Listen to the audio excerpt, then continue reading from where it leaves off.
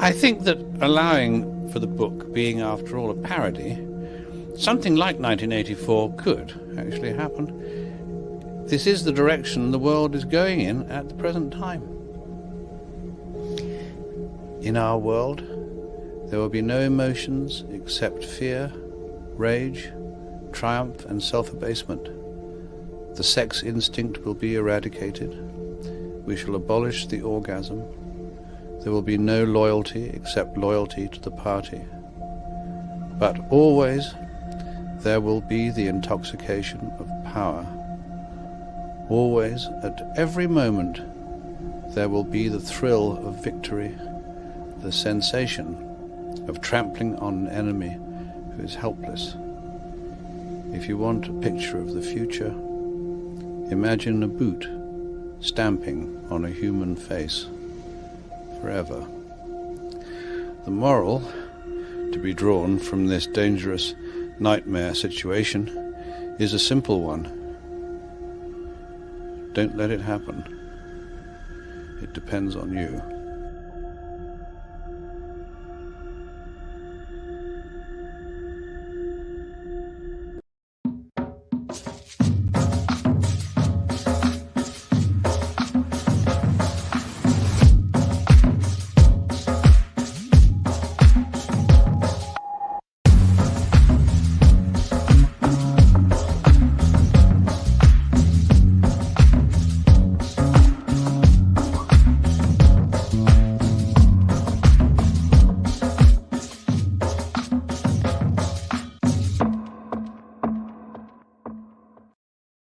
What's going on, everyone? It's Nina Infinity. Welcome to my channel on this Wednesday. This is Breaking the Narrative, and I have here with me one of the most awesome people that I know on the interwebs. These crazy times, I was introduced to him through, well, Twitter of all places. I found him talking up a storm towards really crazy COVID weird cultist people, and I was like, this dude knows what is going on. I love him. I'm following him. And then I did, and then we became friends, and here we are. Thank you for joining me tonight, Clifton, Duncan. Thank you for coming back on the show. This is the second time you're here, so thank you for being here tonight. Hey, Nina, it's good to see you. I feel like I'm coming out of hibernations a little bit. I heard, because I actually had a couple of comments of people telling me, hey, Clifton has been missing. Where's Clifton been?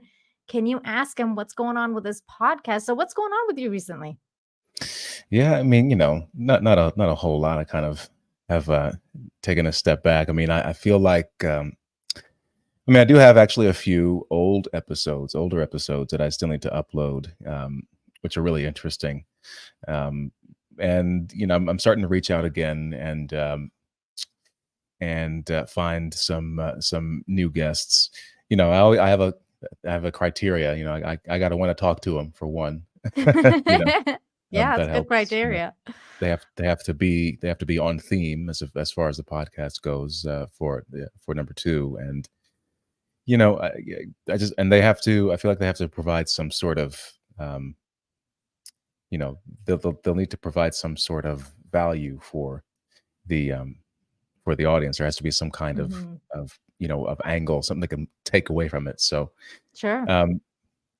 but at the same time, I was like, yeah, I don't know, is anyone really listening to any of this stuff? Because there are definitely some really cool people, and that there's a cool following that has emerged from it. But at the same time, there's so much other stuff going on. Like, does anyone? So I became discouraged, I guess is what I'm saying, is that does anyone really care about these discussions about art? I mean, I do think that they're important, but it just seems it's so.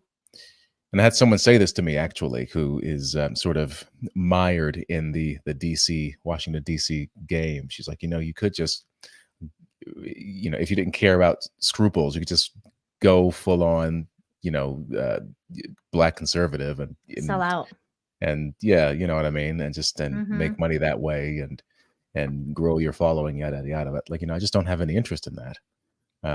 So just figuring out what the next steps are for me, and what I can really contribute to this space, whatever this space might be. I So completely understand and relate to that because some days I feel like that too. I'm like, what am I even doing here?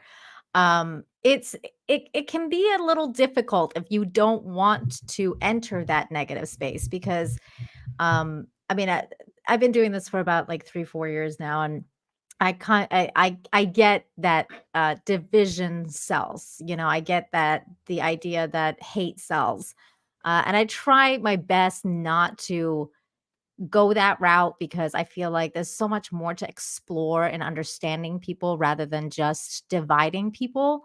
So I kind of really I understand that completely. And then you want to kind of like be the example you want to set, right? Like you hate, at least I do. Like I hate the world and the way it is, and I'm like, well, why would I contribute to what I hate if I want to make this a better place when I do the opposite?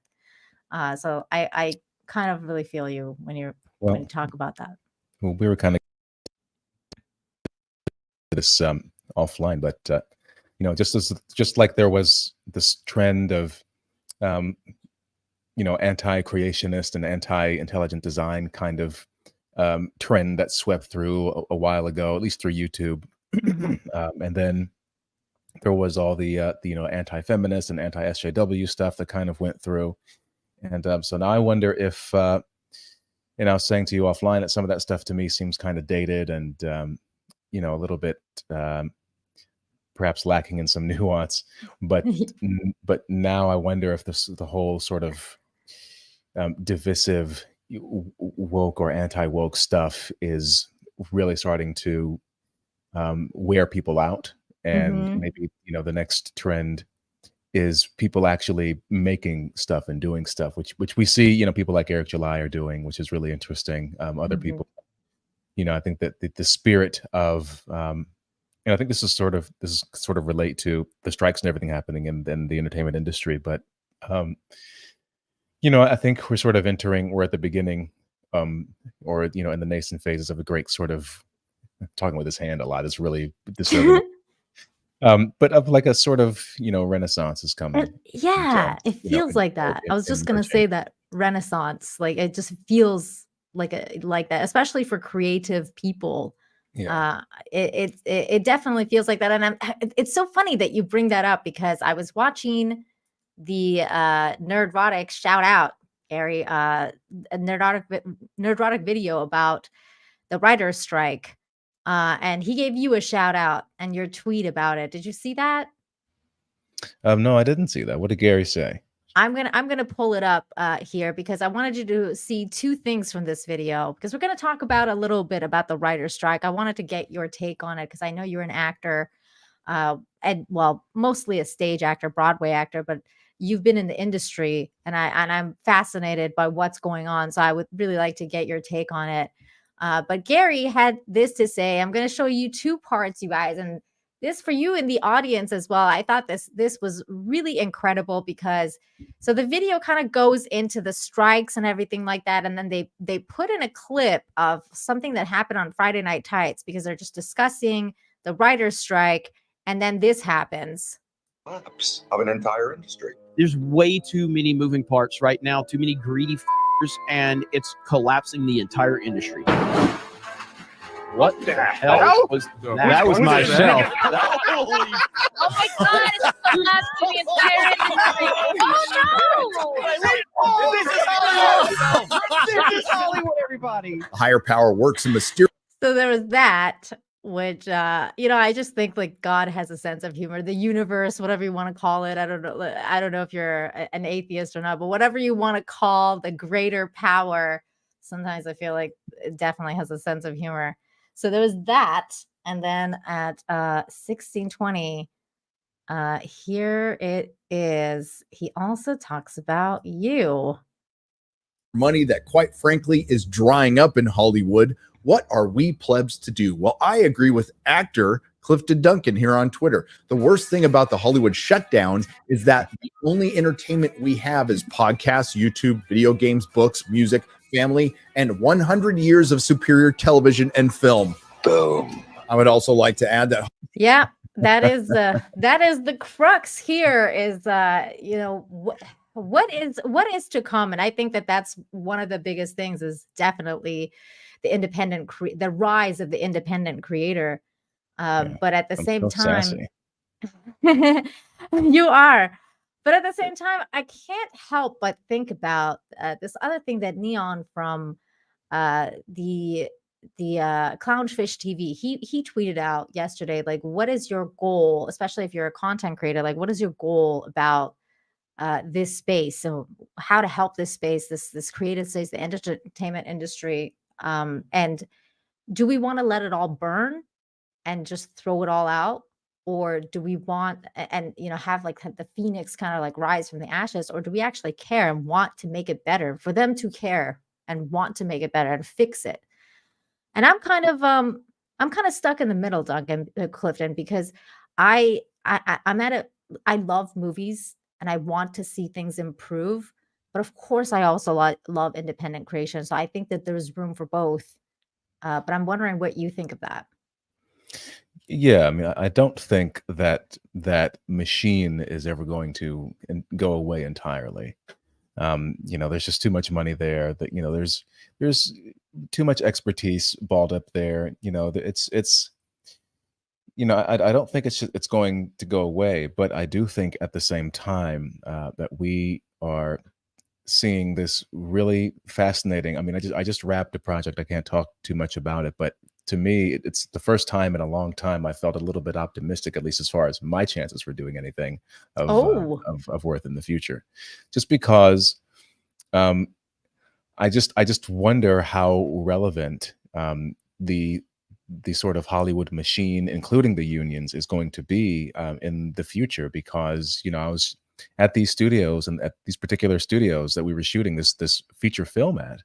Um, I mean, they're really swinging for the fences. They want to get episodics in there. They want to attract big money product. I mean, this is like they're looking for high grade, production studio stuff. And Mhm. people are making their own movies now. People are, you can go on YouTube or go online and find all kinds of, videos on lighting and shot composition, and you can watch movies. You have at your fingertips an endless supply of films to access to just learn how good movies look, and Mhm. what they're like. And you know so I think that I think it's been for a long time now that Hollywood, and actors in particular, have not been a primary source of. They've sort of been deprioritized as a source of Mhm. entertainment now. You know what I mean? Like, we're in Yeah. the modern era now where people are playing video games or watching YouTube. They're they're watching shows like this. They're listening to podcasts. They're watching live streamers. There's so many more um, avenues of entertainment now that that Mhm. that exist, but they exist in the same realm as as your phone. You have a bunch of apps in your phone, and that the difference between watching a multi-million dollar Tom Cruise thriller and I mean, I'm watching these independent true crime channels that are making incredible documentaries. I mean, there's and I get fed via the algorithm on YouTube. And Mm. I pay for YouTube. I confess. I know people have a problem with that, but sorry. But No, I'm just joking. you know, but I mean, I get recommended stuff from small channels too. That's just Mhm. really, Oh, like, wait. in-depth Oh. opinion pieces and video essays and stuff. And like, and channels that I'm like, this is amazing. But this guy has to have like 8 million subs, and it'll be like 345 subscribers or whatever. And Yeah. so the point is, there is sort of an endless array now, of entertaining and entertaining content, of which Hollywood of millions now. You know what I mean? Mhm. And so there's so I don't think it's going to go away. But at the same time, as independent creators, people build their own followings, and they're able to crowdfund stuff, and they can get. And if you learn, the right people online. I mean, I've learned this. People. There's a lot of rich people out there. You talk to right people into investing their money, and so there's all kinds of possibilities out there. And Mhm. new little markets are springing up everywhere, and people are making their own stuff. And so that's and they can share it with the world now, and that's the thing.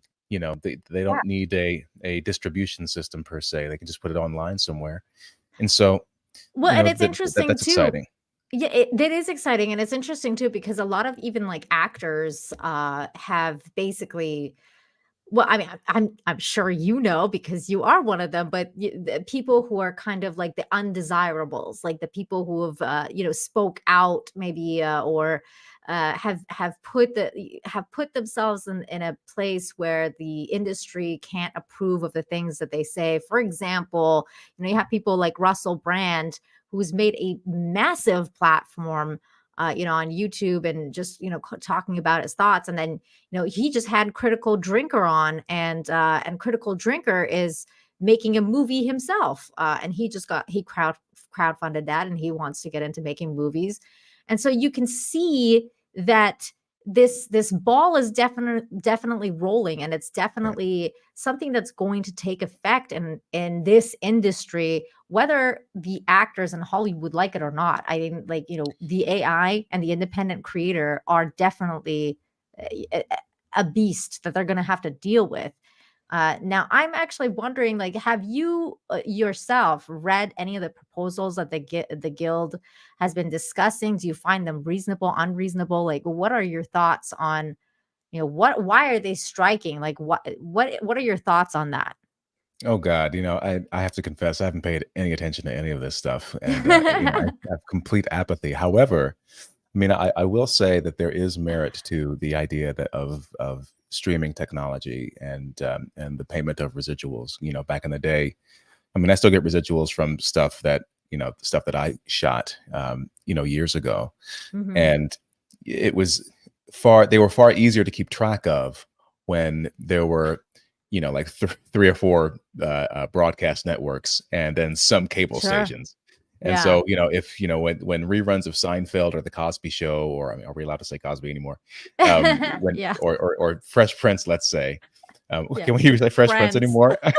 Oh wait, Friends Just- is problematic too. Never mind. I'm like, shoot, is there any show where that of somebody who has not been canceled in some way? But but if they run reruns of your show on, Mhm. ahead of time, when it's going to happen and how many times it's going to happen. So that those are way easier to calculate versus people accessing the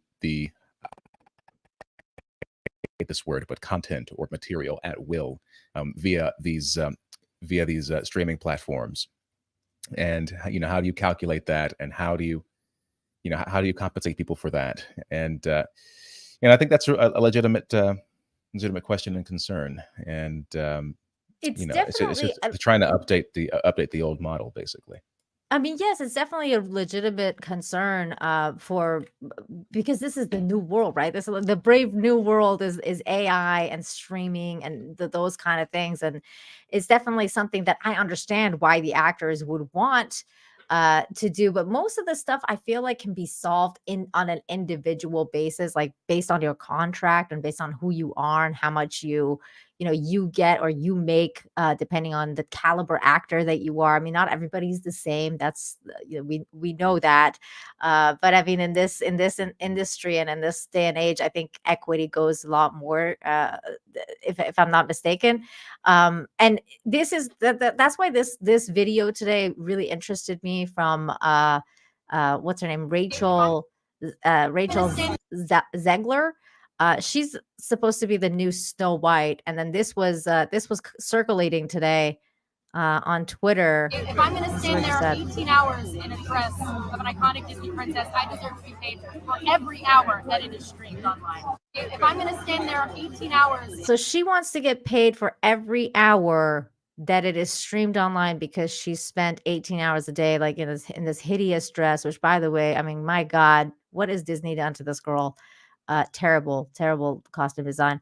But she's mad about it. She wants to get paid, and she seems very quite vocal about what she thinks. But it at this point, I don't think this has anything to do with her, though, because I mean, I've listened to interviews with Sean Gunn, James Gunn's brother, and at least he's coming out there, talking about how we need to stand in solidarity with people who are getting paid less than us, like, actors who are basically making nothing, because he's a bigger star. People like her are bigger stars. They're making way more money than most of the other actors.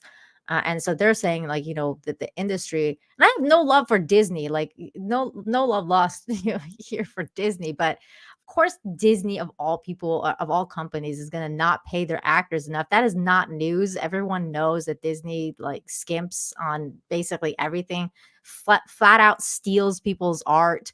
Everyone knows this about this, but for her to come out and say stuff like this, I mean, doesn't it kind of rub you the wrong way? Like, doesn't it give you this kind of cringe? I don't know. I thought what she said was really cringe. Well, I mean, there's certainly a sense of entitlement, I think, that is clear in her statement. It's tough just because, like I said, back in the day under the old system, every time this piece of, gosh, I hate this terminology, but every time this piece of content would air, people would get paid for it. And so the question is, if you have these studios that are making, these streaming studios that are making millions and millions of dollars, is that money finding its way back to the people who contributed to the success of that platform? Now, I'm not sure if calculating this amount of money per hour material watched is the way forward, but maybe there's some kind of system where there's like Stripe accounts involved, and there's some sort of algorithm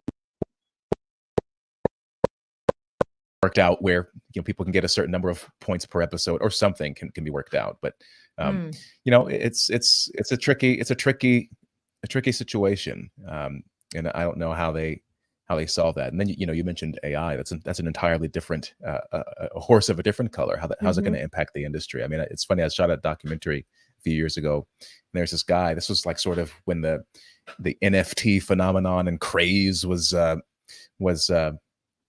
sort of in full swing, and he was talking about in the future they're just going to have actors who will like license out their likeness and their voice and yada yada yada, and it's like pay me my fee, and you can just use my persona or whatever in your AI film, and they don't even have to step a foot a day on they won't have to step foot on set one day, something like that.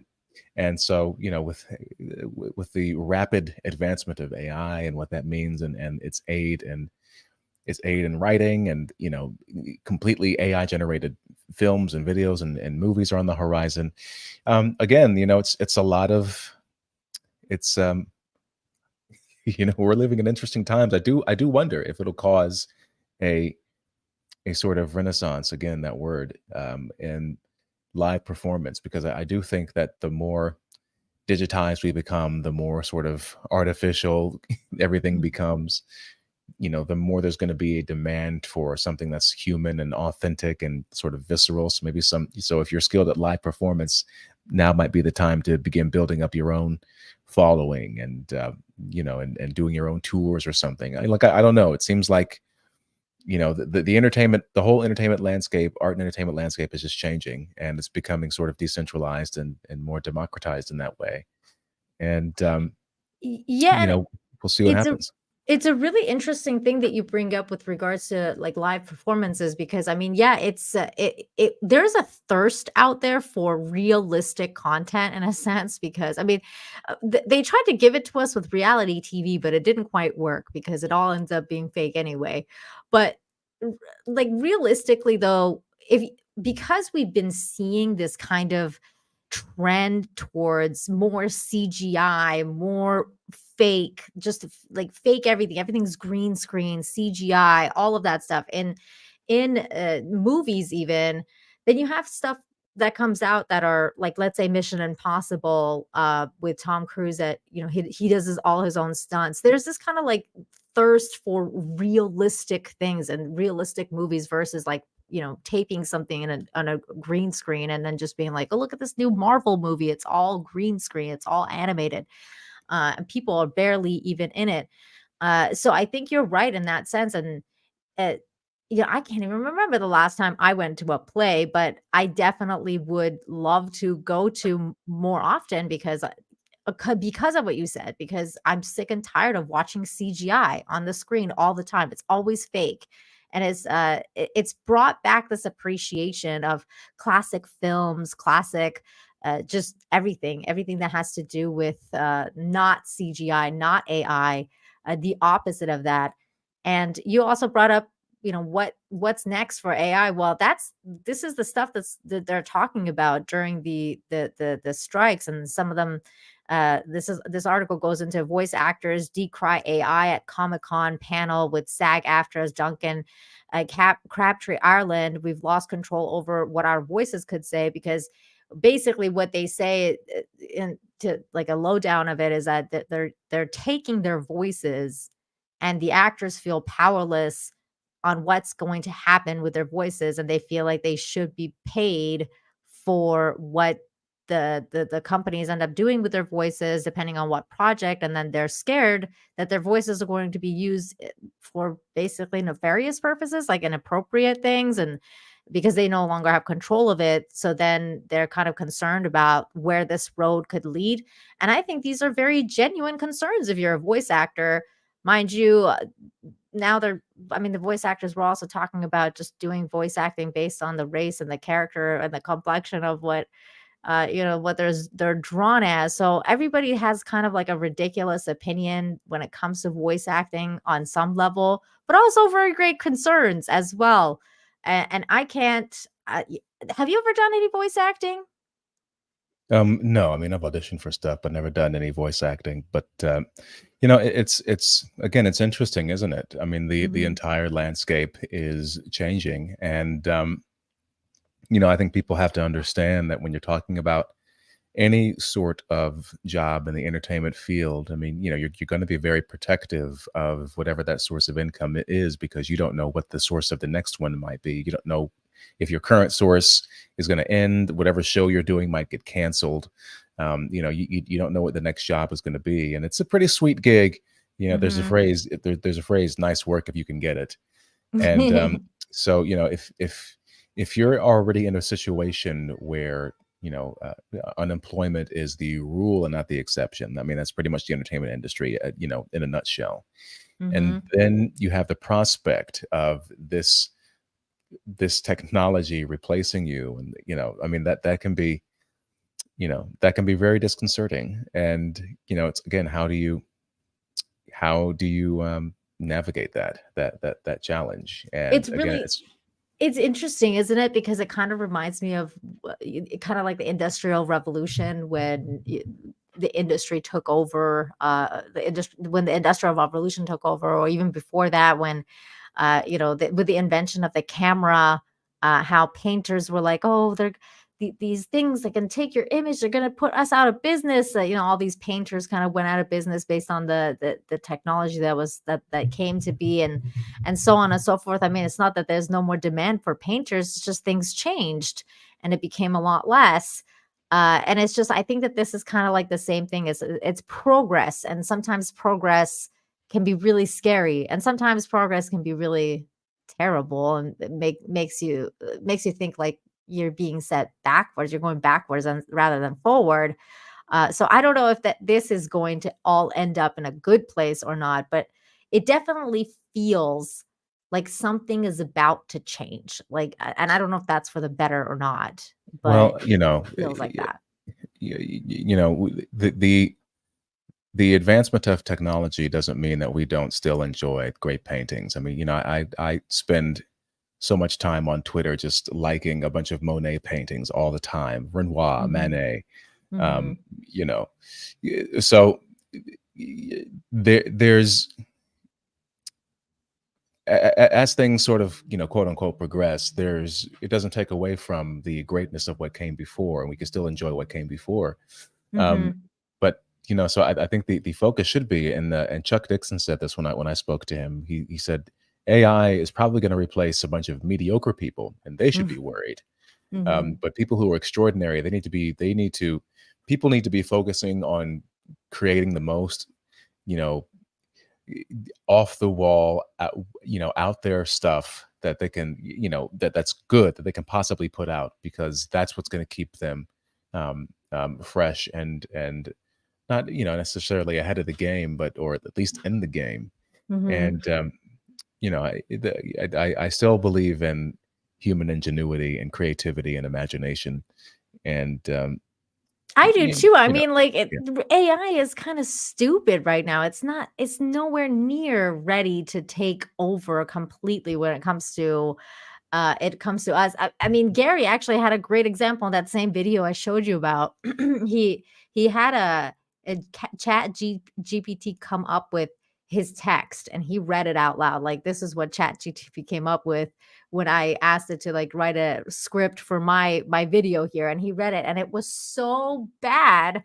I was like, and people are worried. Like, this is so clearly, it's not clearly there yet. I mean, it's definitely, humans are definitely still needed. So it's just really interesting that all these actors are like freaking out right now about it because they know what's to come. But I think the other part for me where I have a hard time problem, Clifton, and in seeing and feeling bad for these actors, especially not so much the writers, but especially the actors, is because you and I both know that during COVID, a lot of these people just kind of stood aside and let certain things go on that for the rest of us, we were like, what the F? Like, why aren't you guys saying anything? And they were very comfortable with letting other industries die. I mean, even like, didn't some of them come out and say something like, oh, they should learn to program, like to the engineers and, different things like that. So it's just, it feels like it's difficult for me to feel bad for certain people. And I try to observe that within myself because I don't like to hate people and hold bad views against them because everybody changes all the time. But don't you sometimes find difficulty in relating to some of these people and the fact that they've had nothing but bad things to say about people like us who decided not to get vaccinated? Well, they're never going to be able to erase the memory of how they behaved. Every day, more and more reporting and information comes out that vindicates the things that people like myself have been saying. So that is what it is. But it what I will say is that again, I think there's a lack of awareness of their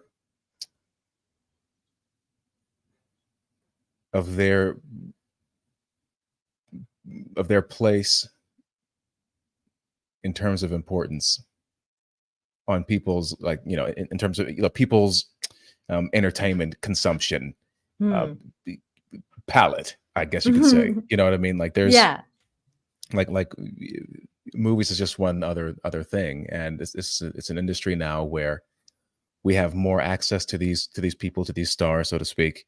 I'm working on a piece right now about the death of the star and why that is. We have access to these people now that we don't find them to be particularly interesting. They're sort of reinforcing the stereotype that acting is not necessarily a profession filled with smart people.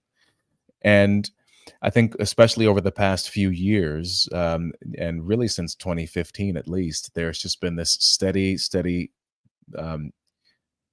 push away from the general populace. I mean, I was just doing some research for another article, and I was sort of shocked. Back in 2020, this Pew research came out that showed that even among Democrat voters, people who consider themselves very liberal, it's only like 15% of people.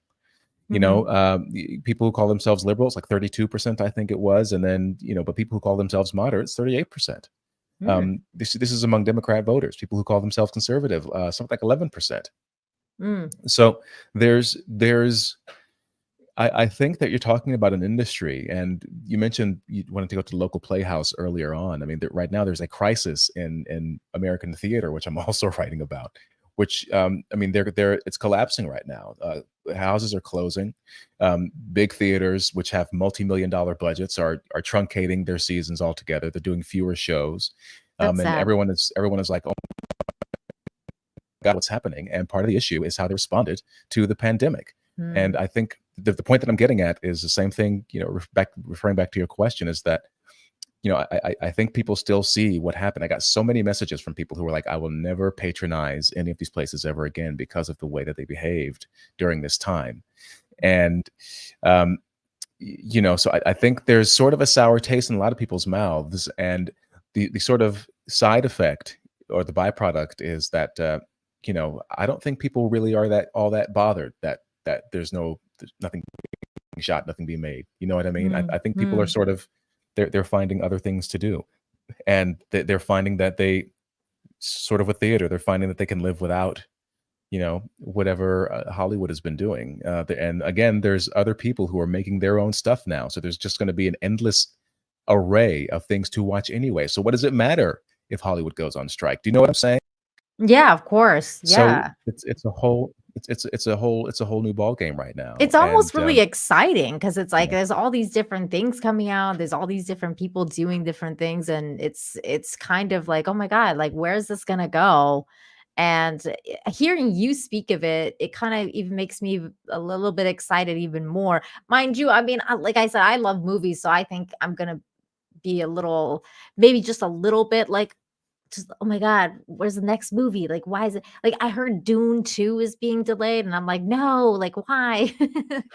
So it's just, there's a little bit of an aspect of that, but you're right. There's so much content out there to consume, and it doesn't have to come from movies. But having said that, I'm going to be a little bit of a hypocrite and ask you, have you seen anything new that you've liked? I mean, did you see Oppenheimer? Did you see Barbie? Did you see Sound of Freedom? Did you see anything recently that has caught your eye? No, I mean, the last thing I watched was the Mario movie, which I enjoyed. But I do want to see Barbie. I do want to see Oppenheimer. I have a feeling, and again, this sort of goes back to what we were talking about offline. Just, I think people are they're sort of getting over the whole anti-woke thing, Mhm. and I feel like with Barbie, because I liked the trailer, and I also like the filmmaker Greta Gerwig. I think she's actually quite smart, and I remember I watched a film of hers that she did called Lady Bird, Yeah. and I went to a screening of that in the city formerly known as New York. And I remember as I was watching it, I said, "Oh well, I've never seen a coming of age story, but from a girl's perspective." And I thought it was very sensitive and smart, and I was really appreciative of her giving me a window into that particular experience. I love stuff like that. And so, I think she's a smart filmmaker. So, so when people started shouting that it's woke and it's this and that, and like immediately I was kind of like, really? Is it really?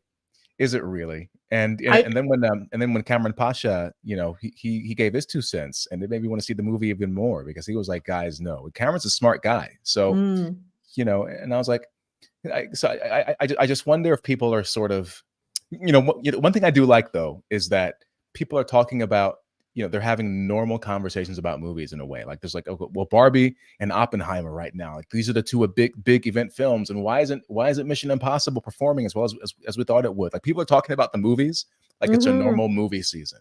They're not talking about, except for these like sort of weirdos, and I'm gonna say weirdos, who are sitting there talking about, oh, it's woke or it's anti-woke. People are saying, look at the box office numbers. Look at these are the ones to see. People are talking about how much they liked it, how much they hated it, how much they enjoyed it, what it got wrong or whatever, and so and that's, I think, what the business needs, what the industry needs. The industry has, like I said, I don't think it's going away, because it has the resources to do a Barbie or to do an Oppenheimer or a Dune, 1 and 2.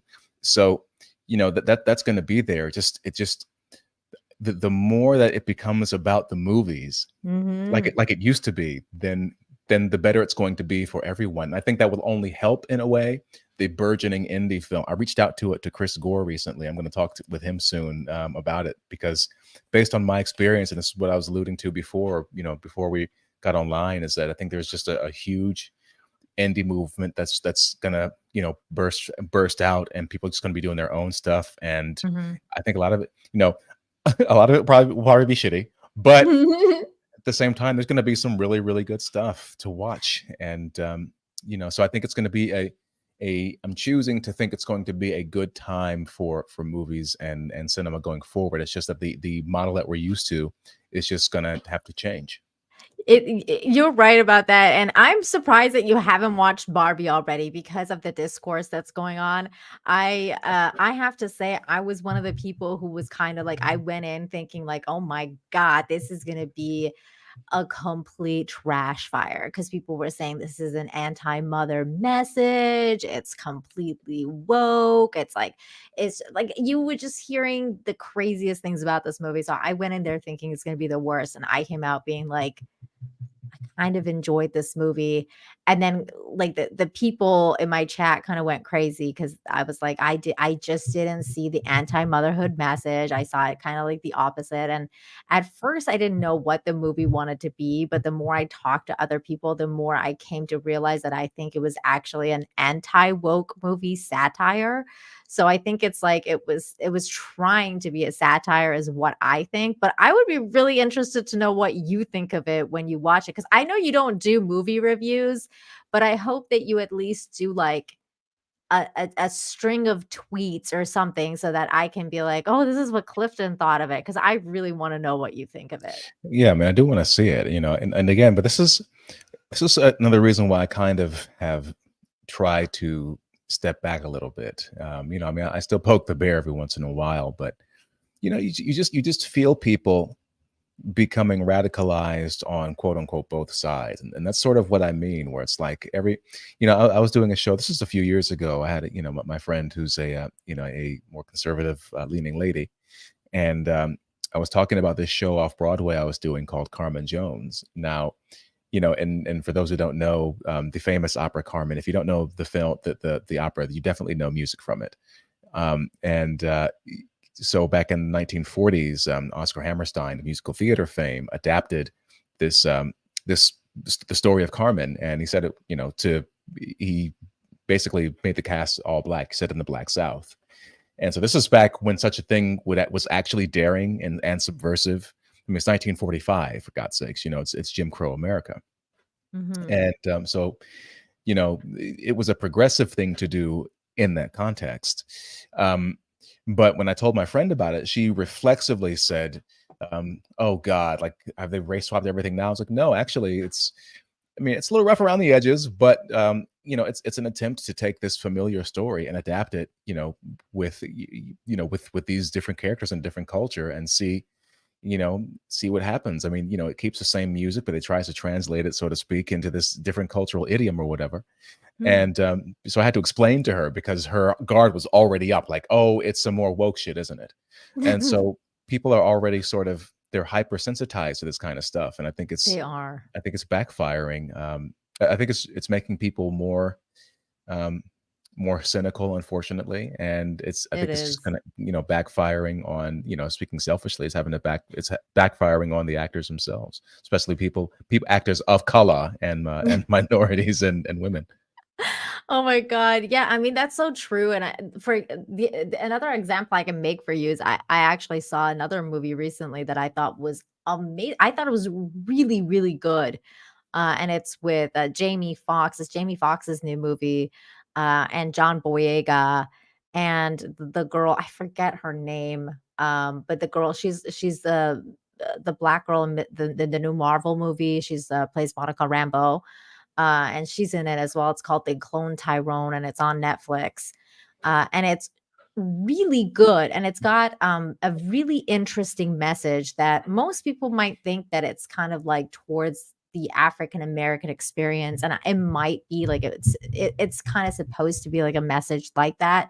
But when I watched it, I didn't take that just as face value as that's what it was, that it was supposed to be a commentary on the African American experience in the US.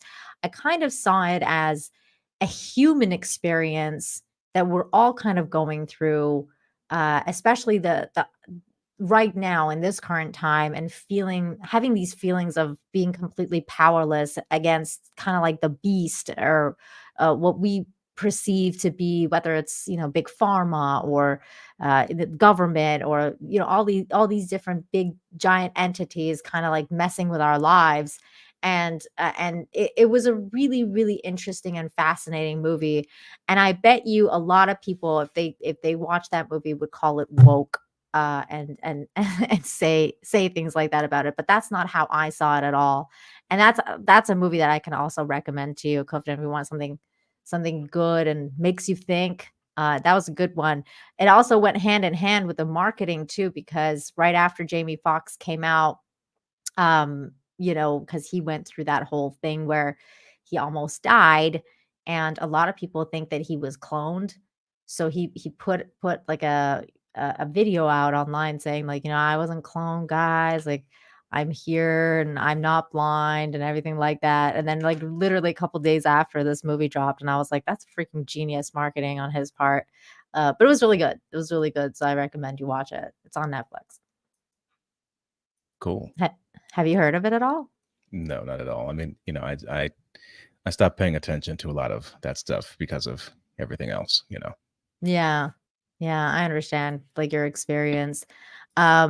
With we're talking about hypocrisy as well. So I wanted to go into this little other story that kind of broke. I think it was yesterday that it broke. But I'm sure you've heard of her. I'm sure you may love her.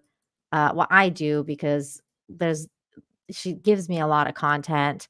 But Lizzo has been in the news because people are filing a lawsuit against her for being a complete hypocrite. Have you heard of what's going on with Lizzo?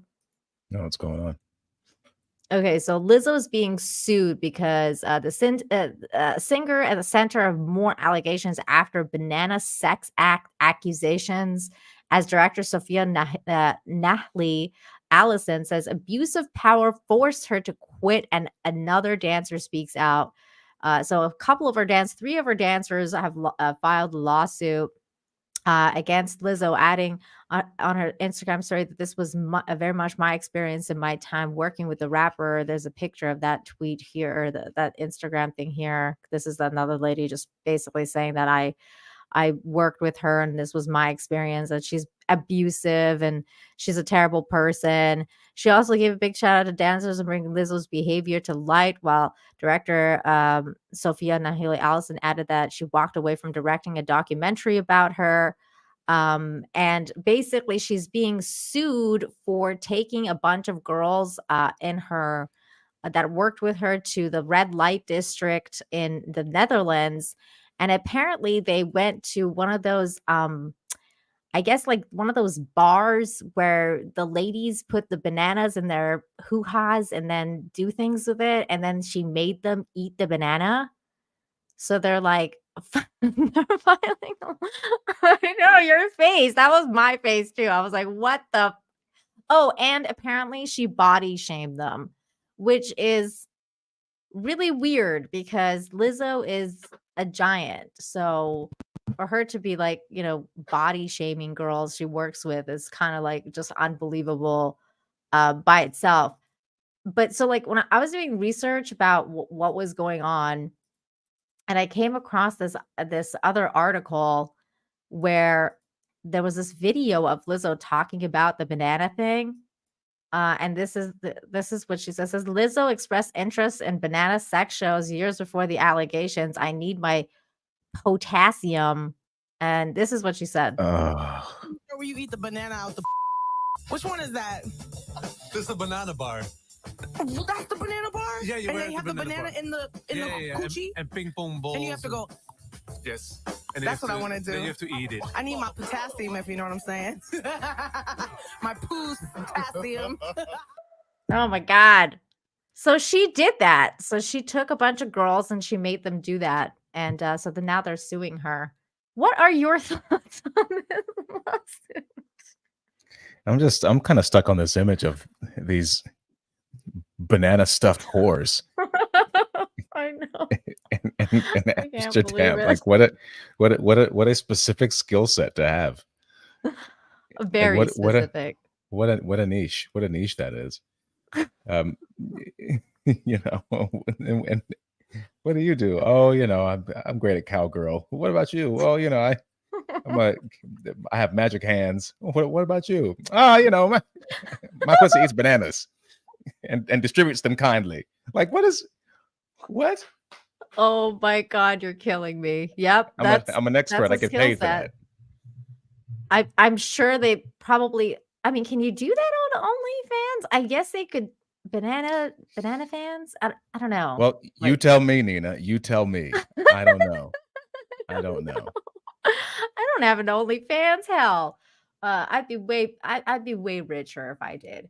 No, Wouldn't I we just all? think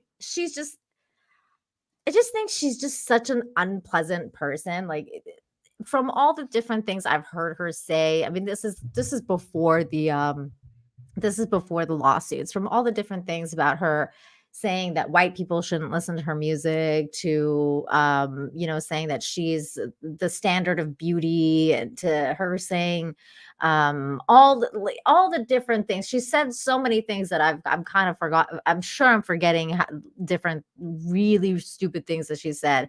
But for this to come out, it's just not shocking to me. Like, I'm like, okay, like sure, like that makes sense that Lizzo would be body shaming people she works with and making them go to sex shows. I'm not sure if there's a lawsuit to be had when you freely go to a sex show with somebody. I don't know, like, because didn't they have a choice? I mean, I'm sure she didn't, she didn't tie them down and take them to so I this could place, right? taking mush in their faces physically into the pussy. Yeah, like you eat What you that banana, you bitch. better don't come up for breath. Come on, get back down there. Go on, soldier. Oh, they used to call that deep throat. Look, Oh. I don't know. I mean, they had a choice, right, as adults to go to this place and participate in these But things. but here's the problem, because you're talking about the entertainment industry, music industry in particular is poisonous. But you're talking about a hierarchy of abuse. Who am I allowed to get away with, and shaming and yelling at, and they're not going to say anything about it. They're not going to say anything to me. Why? Because I am, insert name of star here, and you're living good right now because you're in my orbit, and I know I love that you anything. said orbit. I didn't. That wasn't intentional, but but Yeah, I know. but it's true. Like, I'm a star. That's what I meant. And you're in my orbit. You're lucky to be in my orbit. Everyone's getting rich. Everyone in this room right now is getting rich off me. The people out there paying all kinds of money, paying your salary to come and see me. And you have privilege, you have access, you get perks by being in my vicinity. Mhm. And everyone understands these sort of power hierarchies. That's what what happens. And so there's I can envision a scenario where it wouldn't take much coercion. It's like, what, do you want to make the star mad? Do you want to, she could, if she spreads your name, it's an highly built on reputation and relationships. What if she bad mouths you to a potential employer? Why? Because you said no. I mean, there's all kinds of things that dynamics that play into that. So it's an industry that attracts a lot of broken people and non-confrontational people. And at the end of the day, you get not all quote unquote stars and celebrities are like this. There's some really down to earth people who are like, this shit don't make no sense to me. I don't know why everybody's going crazy. But then there can be complete, who can be complete monsters because they can. And that's the sad reality of it.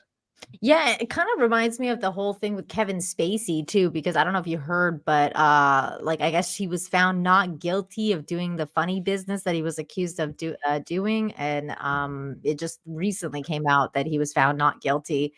And it was really interesting to see kind of like the threads going on about him, because even though he's found not guilty, most people think that he's guilty and like lying basically, and that he got away with it. So it's just really fascinating to me because people just like make their minds up based on the celebrities usual, like what they put out, right? Like people have a good sense about who's genuine and who's not, and who's a creep or who's not. I mean, what do you think of the Kevin Spacey thing? Do you think he's innocent because he's been found innocent? Oh, I mean, I have no idea. I will say that it is one of the more frightening developments, I think, in our time is the advancement of technology to the point where someone can become hated. I mean, literally within minutes, like worldwide, they can become hated, and that's why it's people. I think people don't want to, and I've had this impulse as well. People don't want to really wade into the public square and say things because then they don't want the knives at but coming out from journalists at Slate or at Huffington Post or the New York Times or whatever coming out to take them down, or an endless number of Twitter bots and trolls or whatever. It's just it's just easier to stay quiet and kind of go along to get along. And I totally lost my train of thought and forgot why I was saying all of that, but I'm sure it was leading to somewhere really interesting. We were talking about Kevin Spacey, and I asked you if you thought he was innocent. Oh, well, it's, who knows? I just don't know. But I do think that it is interesting that that machine, whatever that machine is, it all turned against him. It turned on him, and he was. I mean, it was like Thanos snapped, and he was just gone instantly. It is fascinating. And so now, can he come back? But can he come back now? Is there a redemption arc for him? Is it at all possible? Because all that salacious news goes around about him. But then is what about the true stuff? Are we as interested in that? Is there more complexity to complexity to the story that we don't know about? That's a really good point, because especially what you're talking about with regards to like how the beast or like the Twitter, like whatever, like they can make you famous or canceled within a day. Like people go from being loved and absolutely like just revered to being shunned, and you're out of the club, you're out. Like Louis C.K. is a perfect example. Like he got Me Too'd, he was out. Now he's back. Like he's back pretty big time now, because nobody's making fun of him anymore. Like he's getting gigs, he's fine, he's back, people are laughing at his jokes. But for a while there, he got really canceled. So it's just interesting to me, like for me, Kevin Spacey always has looked like a creep. Like I always thought he was a creepy guy. It was just me being like, when you're like kind of blink somebody, you're like, I don't know, I don't know, this guy just seems kind of creepy to me. I did the same thing to Bill Cosby, Clifton. When I was little, I couldn't watch the Cosby Show because he freaked me out for some reason. I was like, I'm not watching this show. This guy's creepy. He gives me creepy vibes. And then years later, that whole thing happened. And I was like, I knew it. I knew this guy was creepy. There was creepy vibes coming off of him. And nobody listened. Everybody was like, no, it's a good show. You should watch the show. And I'm like, I just have this vision of Cliff Huxtable giving this heartfelt speech to his daughter, and 4-year-old Nina sitting there like, that's a rapist. He's like having some rapist in his eyes. I knew it. He's sitting there giving his son Theo a lesson about life and manhood, and he's just like, he raped people. He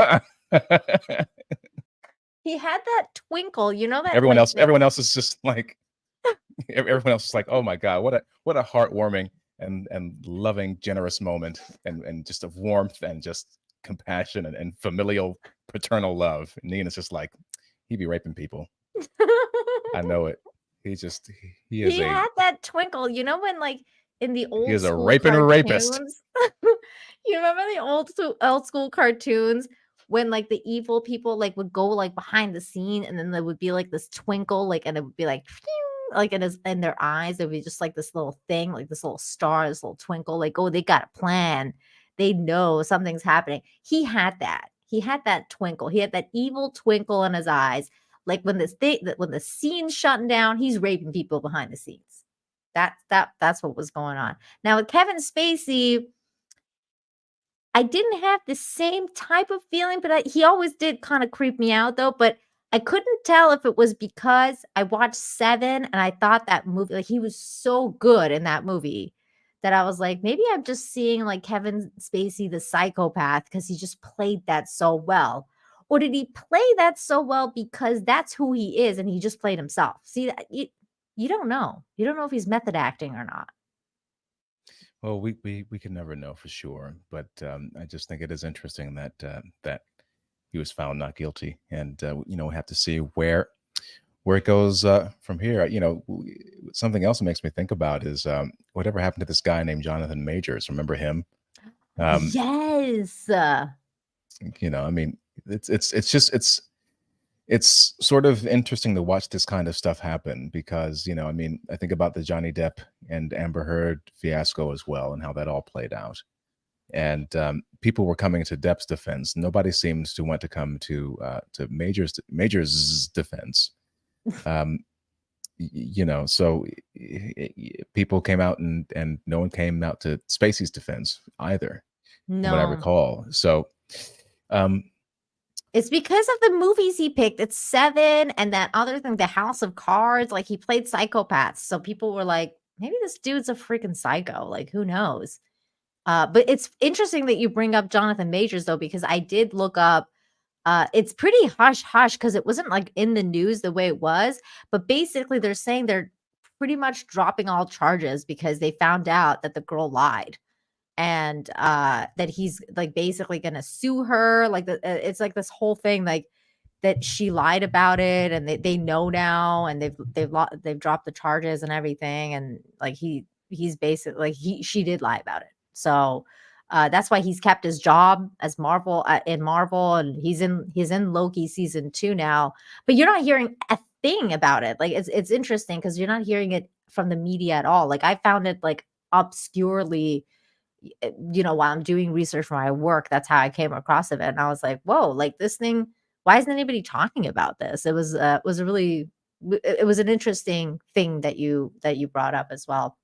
Well, this is fascinating considering that, I thought that he was the biggest thing since the Big Bang. So yeah, he was getting propped up real like big time. Like it was like, oh, okay, this guy's like the next the next coming of whatever. But now it's like, I don't know. It's weird. It is weird, but he did keep his job at least, unlike other people like Johnny Depp. It's weird, but I think they learned from the Johnny Depp experience, though, and they didn't jump the gun quite as much as they did with him, especially Disney. Like I know Jonathan Majors, his agency dropped him pretty fast, but Marvel didn't. So I think maybe the people at Disney kind of like, they were like, okay, let's wait and see what happens with this before we fire this guy, because they gave him a pretty big role. It would have been really interesting for them have to find somebody else to take over and everything. Well, but it also makes sense that that these stories would be suppressed because they don't want any of that kind of publicity coming back on them. It's just. It's tough, when all the Me Too stuff was popping off in the beginning. I remember I was doing this workshop at this really awful show that was, supposed to go to Broadway, but we all kind of knew that it wasn't happening. And there was this very prominent director who had made written the show, who was working on it, and he pulled us all aside at one point. There was just a group of maybe 5 or 6 of us. And you got to understand, this is New York City. You know what I mean? We're talking about, everyone is in and out of their Broadway shows. So you're talking about the cream of the crop. About the cream of the crop. Everyone's beautiful. Everyone's, charismatic, and they're talented. You know what I mean? They're working Broadway actors who are doing this stuff, these workshops. And this director calls us all, gathers us all around, and he's just going on and on about how this one girl is like, isn't she beautiful? She's so beautiful. Isn't she just beautiful? And it was kind of going on for a long time, and it felt kind of cringy. And I looked around at the faces of the people that were, gathered. There was one girl I have a lot of respect for. And she was kind of had this buttoned up smile, and there were so many dimples in her chin. I was like, something's going to fall out of there. And okay, she is nodding under duress right now. And so I felt like I sort of got a glimpse into this whole world of like, there must be a lot of weird interactions like that, and worse, with powerful people like this, where they feel like they sort of have to nod and go along with it, because if they say something, then, again, you're talking about a field where unemployment is the rule, not the exception. And, especially if you're a young woman, your window was like this big, and there's lots of competition. So, if you do whatever and you mess up your job opportunity, there's going to be 100, if not 1,000 girls behind you that'll take up that opportunity. So, do you say anything? Do you jeopardize your career? Do you have this person who's connected and has all these other, points of influence? I've been on the receiving end of phone calls from other directors. I'm like, I'm thinking about hiring this actor, but I heard they got fired, a week into rehearsals when they were working with you. Like, what happened there? So it's a very reputation heavy industry, and people don't want to jeopardize that. So again, if you're talking about someone who is abusive and a predator, people say, why don't they speak up? Well,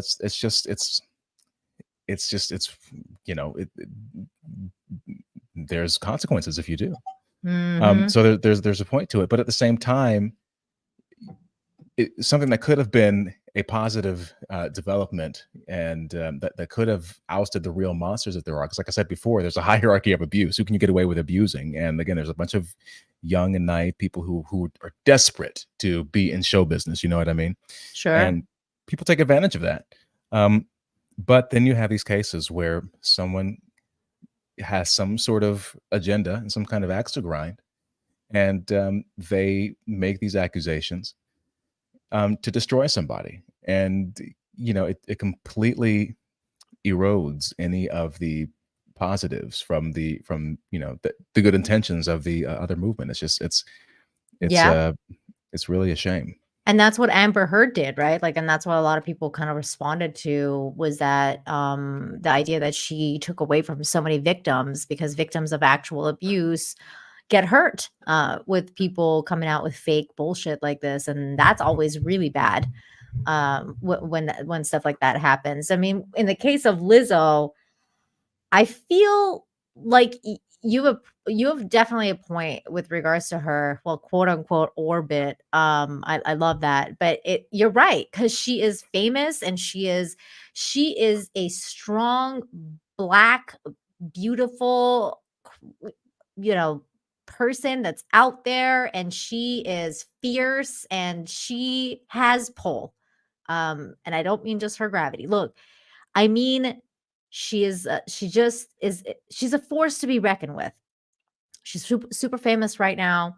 She basically, she kind of checks a lot of the boxes, especially with regards to like her getting canceled, or like not being canceled. Like basically whatever she does, she thinks she's above anything right now. Like she can't get canceled. She can't do any wrong.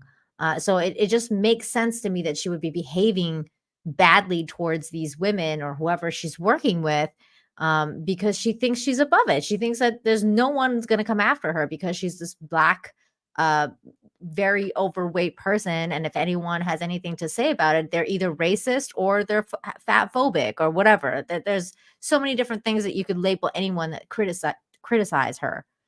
So I think that's I think it's interesting to know that is, to me, the definition of privilege, if anything, because she practices that all the time, yet she constantly talks about how white people have so much more privilege than her, and it's a constant thing, and it's a tired constant thing, and I hope that I really hope that this lawsuit does something, and kind of exposes her. If she is a bad person, I think it's good that these ladies have come out and filed this lawsuit, because at the end of the day, the law is the law, right? I mean, it's gonna kind of dig into what actually happened, and it should come to light, right?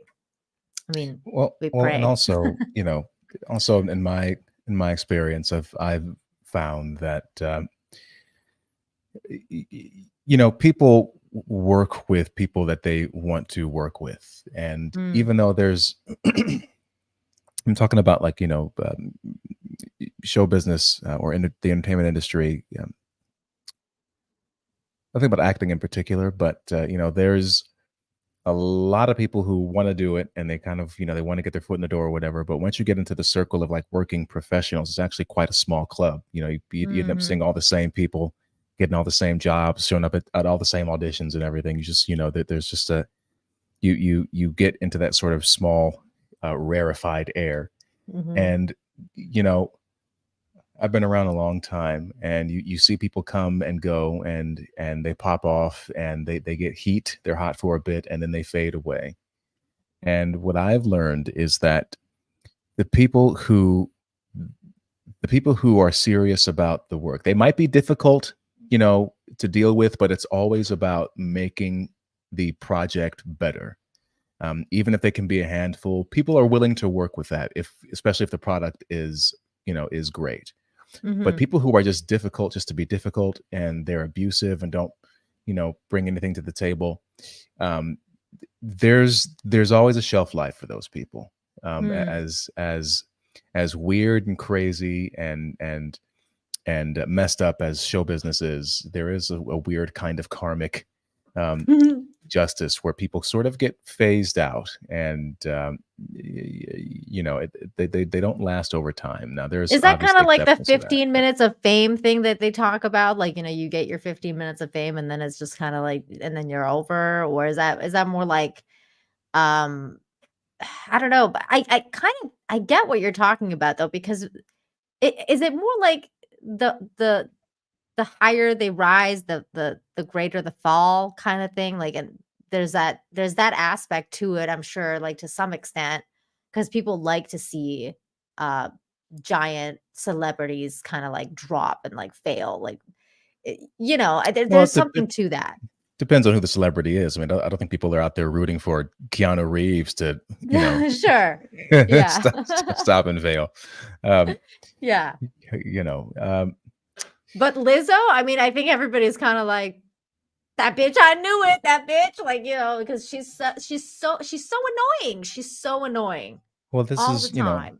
This goes back into why I think the sort of whole star thing is, or one of the reasons I think the whole idea of stars, the whole concept of stars, has changed, is changing, has died, is dying.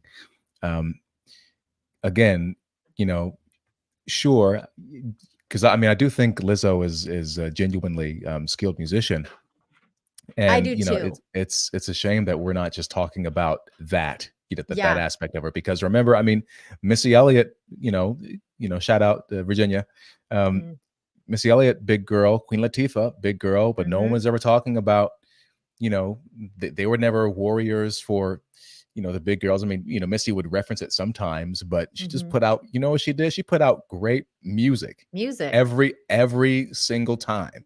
She just came with something that was fresh, something that was new, something that was just really, her videos were always really interesting and engaging and kind of off the wall. She just had she had a great vibe. She was putting out great work. No one was talking about her weight, for or against. It was just about what she was doing. Same thing with Queen Latifah. You see her rise through music, and then she goes off and breaks through in acting. No one is talking about her size. She never made it an issue. She's like, I'm Dana Owens, and I rap, and I can sing, and I can act. I'm gonna play this. I don't know how old I am, but I'm gonna play this action star right now on this TV show. I'm still gonna do it. And it's these people win respect because they show up and they do the work. They don't make it about all this other stuff. And and what I hate is that when we're talking about this artist, you're talking about Lizzo, we're talking about all this other stuff, and not the fact that she has a powerful voice, and she's an instrumentalist, and yada yada yada. It's all this other stuff which just doesn't really doesn't matter and takes away from. But then again, at the same time, it's like, the standard celebrity gossip anyway. So it But keeps that's us kind also of on her, entertained. though, Clifton. That's also on her, right? Because she's the one coming out there and being like, white people shouldn't listen to my music. And she's the one that's coming out there and being like, promoting unhealthy living and calling it healthy, and then telling everybody that if you disagree with her, that basically you're a racist piece of shit and you're a fat phobe and blah blah blah. She's made the conversation about the other things and not about her art, because I agree with you. I think she's a fantastic voice. I think she's incredibly talented. Like when I listened to her play the flute, I was like, I cannot believe this girl can play like this. And yet she's chose to take that skill set and then do something else with it completely entirely, and make the conversation not about her art and not about her skills, but about everything else that should not matter at all. Well, And I think that that's about her. Well, it goes back to this. Maybe it's the perennial question. I was thinking about this earlier today. About do these stars, do these celebrities, do they have some kind of responsibility as far as their public image, their public persona, what they choose to put out? And I've always been of two minds about it, because on one hand, it's like, well, if you're a creative person, if you're an artist, you don't want to feel as though you're encumbered by other people's opinions. You want the freedom to roam through your imagination, to do bad stuff, to fail, but also to find the whatever the most powerful personal expression of yourself is. And to ask someone to try to be beholden to that can sometimes, I think, be unfair to them. At the same time, I also get frustrated when I see people who they sort of deny the impact and influence that they have, you know what I mean? And they deny the way that they reach people. And it's easy to do that because you're sitting there, you're in the center of it, and you're doing all the stuff. Mhm. And you don't really know, you can't feel the impact you're having on people's lives. You only put yourself into the work, and then people receive it as they may. So it can be hard to really understand the impact that your work and that your presence could have on somebody else. I do wonder if there is a responsibility, especially now when things seem so divided. It's like, maybe top prominent artists should be working harder at finding more common ground and not striding into such divisive issues. But part of the problem is, I think they draw a lot of creative force from, highlighting these kinds of issues. So, maybe we're kind of screwed in that regard. Who knows? Yeah, I mean, it's weird because, I mean, you hear things like, even coming from people like as big as Samuel Jackson. I mean, I heard recently when he was promoting his new show, which I heard was terrible, by the way. I didn't watch it because I'm not watching anything new Marvel, but The Secret Invasion, like he was promoting that, and then he said something like, he threw Brie Larson under the bus, and he said something like Trump, MAGA Trump people. I forget exactly what, but he said something about how Trump destroyed America and MAGA bad, and Brie Larson lost her mind after Trump got elected, as if he didn't. But it's kind of like this thing, right? That even the big time actors are using this kind of like division to promote their shows, or like to stay relevant. I'm not even sure what the end goal is for someone like Samuel Jackson, because Samuel Jackson is so famous. So it's just kind of wild for him to kind of say stuff like that, unless he really believes it. So unless he really believes in the ideology, and then he actually quite, has kind of bought into this idea of Trump being this evil megalomaniac, racist bastard that, ran your country to shit. Like, I don't know. I don't know I don't know where that comes from, but I think it's interesting though that what you're saying. Well, I mean, look, man, I mean, the are by and large true believers, and the people who aren't on board with this stuff, they STFU. They don't say anything because, again, they don't want to endanger their careers. I mean, this is, again, there's more. I think it might have been the Cato Institute that did this research, but they found that that basically only strong liberal people who had strong liberal views, strongly liberal views, felt comfortable. But like they were the majority of people who felt comfortable expressing their most comfortable expressing their views. More than standard liberals and conservatives and so on and so forth. And you're talking about an industry. There's a lot of reasons for that.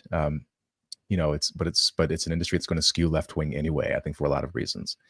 And you're dealing with a complex now where the audience is less and less their concern, because what the audience wants is seen as more right wing by the day. You know what I mean? Mm-hmm. And yeah. So they if you want beautiful people who are fit, if you want projects chosen where people are there not because they check the right boxes, but because they're actually compelling and charismatic and talented in some way. If you want stories that have coherent plot and likable characters and great dramatic action that pulls you in and doesn't try to lecture to you, then you're a Nazi. You know what I mean? If you like old literature and old books, then then you're some kind of extremist. Boomer. And so on and so forth. So Yeah. that's the world that they live in. I mean, I was gathering of alumni from my conservatory program. This was like right after Dave Chappelle had dropped Sticks and Stones.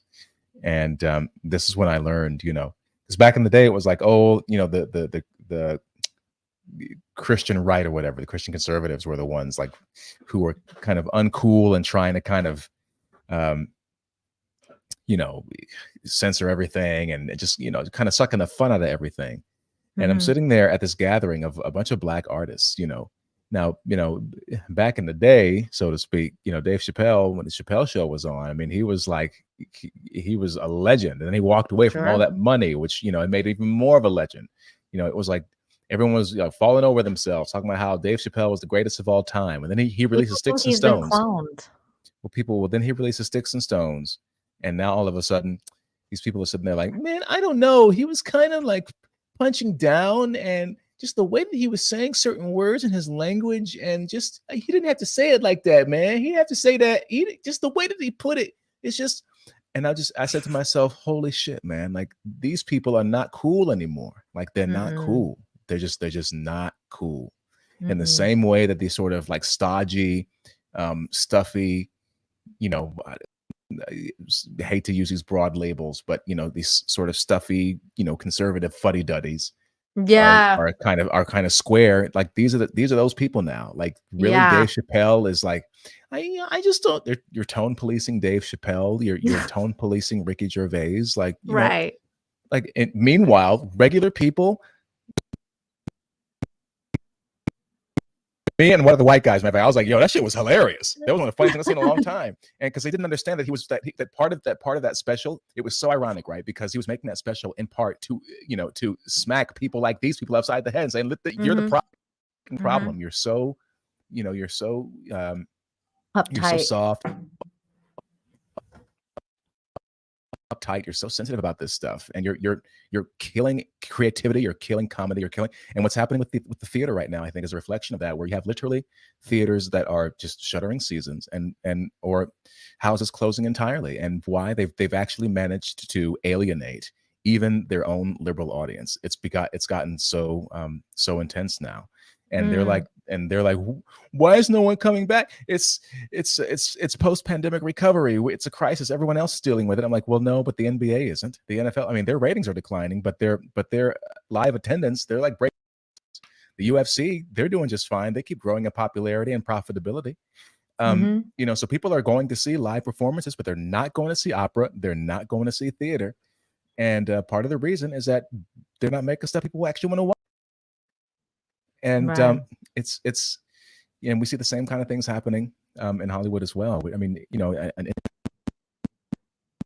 Indiana Jones movie just bombed horribly. I mean, can you believe it? Yeah, I can't, because I watched like 20 minutes of it and it was so fucking bad. I had to turn it off. I was like, I can't do this. Yeah, I do believe it. But it's people who are. I mean, but we're sort of a captive audience of people who are living in this bubble who they think this stuff is cool, and they are convinced. I mean, they're on this sort of quasi-religious crusade to make the world in their own image, and they, you know, their priority is not always, as you well know, great storytelling, but it's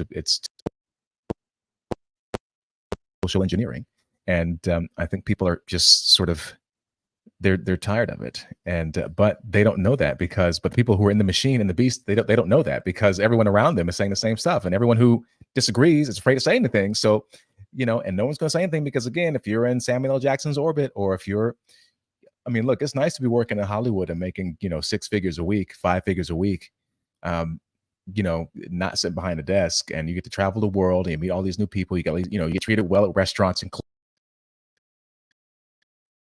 you know, you get your face plastered everywhere. Everyone thinks you're cool. You got a lot of money. You don't have to worry about working. You know, you do one project a year, and you don't have to work for the rest of the year. You know, it's nice work when you can get it. It's nice, and no one's going to jeopardize that. You know what I mean? By rocking the boat and saying, "Well, I don't know, man." They're telling me I'm lagging and cutting out. Yeah, sometimes your audio cuts out a little bit and then it catches up. I don't know. Maybe I don't know if you're on Wi-Fi or not, but sometimes your audio. No, I'm not. goes I'm crazy. on a wired connection. Sorry about that. Oh no, that's I'm okay. I'm kind of like picking up what you're saying, what's but it going kind of on. cuts out once in a while. All right. Well, I changed one of the settings. Maybe that will help. Yeah, Well, you're on a tiny bit of a delay, but that's okay. We basically hit on pretty much all the stories except for one last one that I wanted to just basically. I mean, there's not a lot to discuss, but I heard about this today, and I'm Canadian. I'm a Canadian living in Mexico, and of course, this is just funny. Because we all can't stand him. Anyone who has a soul can't stand this guy, and now neither can his wife. Justin Trudeau and Sophie are getting divorced because, well, this dude's probably gay. That's why. Like, I don't know. I saw this thread going on by Viva about how this dude's gay, and I was like, wait, what? Like, I mean, I guess I can see why he's been trying to promote the gay agenda forever. Like he seems to really into it, though he can't say the alphabet thing all that well. I mean, have you seen this clip? For standing up for an LGBTQ2 plus kid. He's gonna have to learn because I think he's coming out very soon. But what did you think of this? Did you hear about this today? Yeah, I said, well, I said, well, he certainly know Castro Nova. For those who don't know, it's a really bad pun. It's a terrible pun, but I get it and I love it. Yeah, it's really bad. But you know, I mean, who knows if he's gay or not? I mean, it doesn't really matter to me. And of course, if he's been lying this entire time, that's an issue. But you know, it's I don't have a lot of positive things to say about Monsieur Trudeau. You know, I certainly wish his wife well. I hope that she moves on to greener pastures after this. I think she's got nowhere to go but up. And I wish her well on this new chapter in her life, her Justin Trudeau-less life. Oh my God, me too. I mean, I think the signs were all there though. Like, have you seen this? The hell is that? This is them pretending to kiss, and then she wants to go take a shower after that because she's like, "Oh my God, Clifton, hang on one second. My cat is doing bad things and I have to go and get her because she's ruining my house. I'll be right back." All right. Well, let's sit here and watch this loop of Justin Trudeau kissing his ex-wife over and over and over again. How entertaining is this? This is why Nina makes the big bucks. Look at that. Oh, Man, just the manliness just radiating from the goatee right now is just unbelievable. Look at her. The sheer force of it pulls her away instantly, pushes her away. Let's watch it one more time. And oh, look at that. Look at that. She can't handle it. She cannot handle the strapping unit of masculinity that is Justin Trudeau. Let's watch it again one more time. Oh, I know you're not tired of watching this yet. Oh my God, I'm so sorry. My cat just ruined my entire life. Let's do You it one more watched that time. kiss 20,000 times. I'm so sorry. We got through it. I steered the ship a little bit. Thank you. I really appreciate it. Okay, here's the thread by Viva where he kind of breaks down why he thinks that Justin Trudeau there was signs. And he says it was a well-known secret that despite the staged and totally insincere videos of he and Sophie's kissing, despite his total grotesque social media posts, Trudeau's marriage was a sham.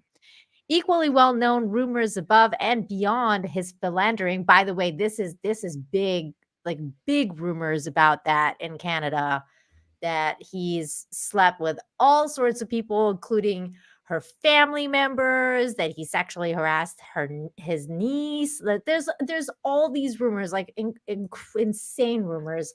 I mean, I don't know what's true or not, but the philandering is definitely a big one. Was the going both ways. People got lost in the blackface picture to look to the left and appreciate what appears to be going on in this picture. And he's talking about this one here where this dude is sticking his tongue out at Trudeau, which I guess that's true. I never really paid attention to the other guy. Hold on. This I gotta stop. This is where people, Okay. you know what I mean? People just kind of go down the rap. It's a goofy, ridiculous picture. The guy on the left of,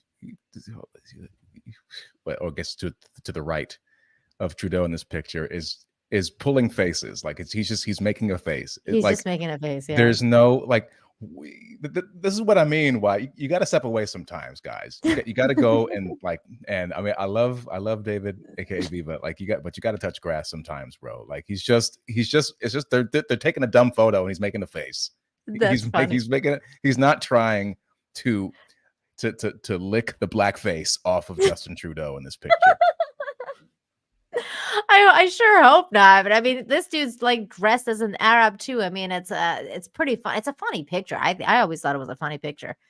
Back when people had a sense of humor. But whatever.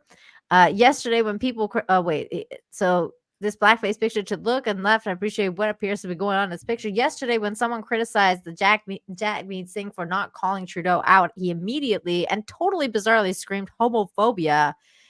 Is it possible that he had a heads up as to the news that was coming out? And is it possible accidentally revealed knowing more than others as to where this is going? Is it possible that Justin Trudeau is going to come out as gay/bi, call an election, and anybody who continues to criticize him will be labeled as homophobic as an anti-LGBTQ? Justin Trudeau has turned Canada into a sad, sick joke, which I definitely agree with that last bit. But oh my gosh. I mean, like, look, man, I mean, that's just that's so much. That's so much speculation there. I mean, you just have no idea, I mean, it's just there's I mean, what can you really say to that? I mean, I don't think he's going to come out as gay or bi. I don't think it's that serious. It's probably just as simple as he's an insufferable prick. yeah. And his wife doesn't like him anymore.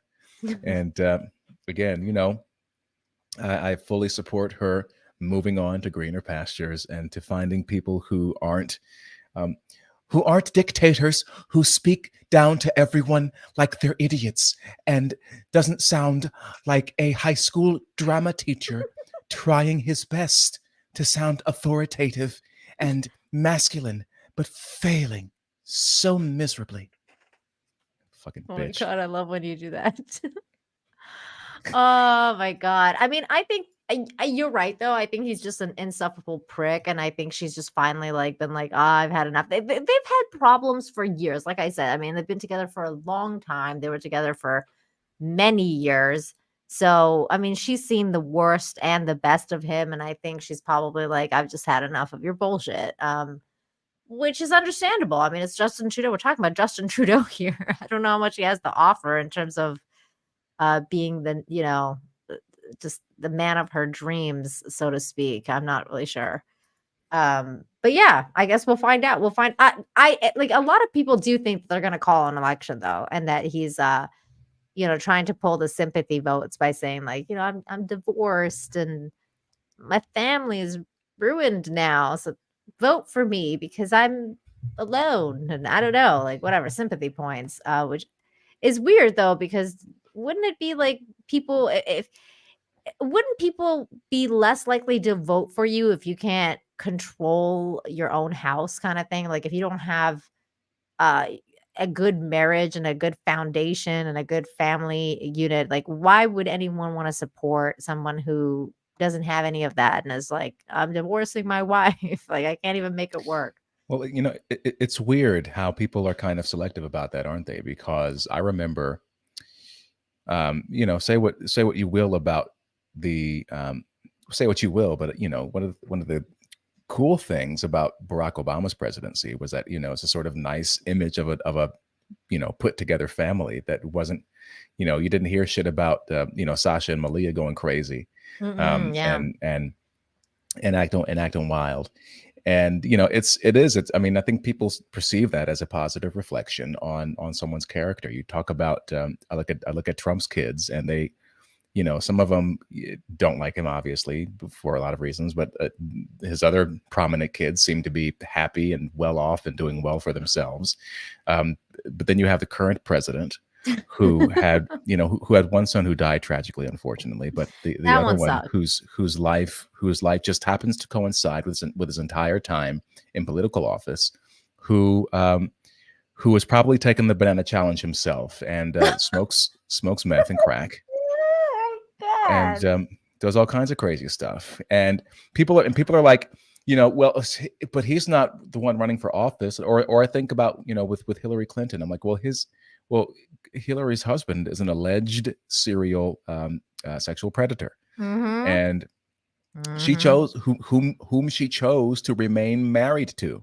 Am I not supposed to take that into consideration? As far as who I'm going to vote for. So it's just weird how in some cases we're supposed to look at well, look at this the way this person's family has turned out is a reflection of their character. But then in other instances, it's like, look, he loves his son.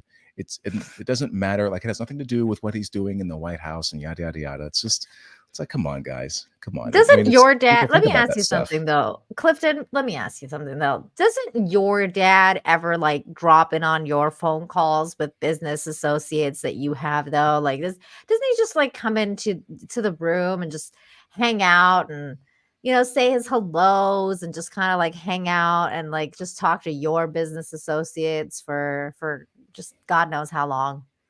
No, he's too busy showering with his children. Oh God.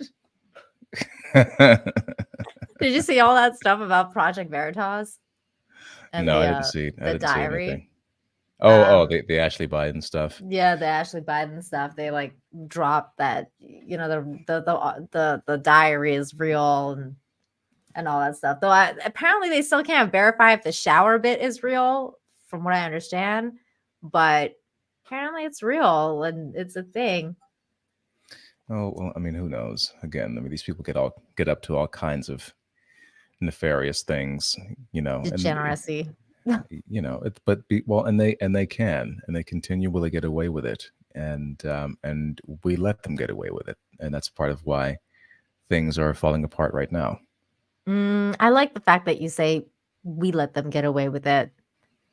How do you think that we can go about making that stop? Like, how do we go about creating a world where we stop letting them get away with it? Well, I don't know if I'm equipped to answer those kinds of questions. I mean, but you know, I think what I always say is that people need to get off, you know, stop watching the news and get off of the internet and start talking to people. I think, you know, there was a clip that was going around. I think it might have been a YouTube short of, it was just footage from kids from these high school kids in like the 1990s or something. Looked like maybe early 90s, early to mid 90s at the latest. And there were all these comments that were like, oh gosh, I wish I lived back then. And, you know, that they look so much happier and healthier. And, you know, I think the video was called like High School Before Social Media. You know what I mean? And, you know, we were talking earlier about AI and all this advancing technology and everything. But, you know, I think that the more digitized and automated everything becomes, the more we need to push for authentic in-person human connection. And, you know, the further away we get from that, I think it's one of the, you know, contributing factors to why we have rates of, you know, suicide going up, depression, anxiety going up, prescriptions of antidepressant medication, these kinds of things, drug problems, addiction. You know, there's all kinds of, I think, social and I think even spiritual problems that legislation or technology, you know, politics or whatever aren't going to be able to solve. It has to come from us. And, you know, we can't control anyone else's actions, but we can control our own. And, you know, the way we get past it is to maybe perhaps engage with the work in being the better person within ourselves. And then that'll inspire us to, you know, we'll inspire other people, and it'll inspire us to stand up for what's right. I mean, I just don't know. It's hard to be optimistic because I think that there are certain trends in motion that are sort of irreversible. And, you know, I think there's certain ways in which, like I went to this live Greg Gutfeld show some weeks ago in Atlanta.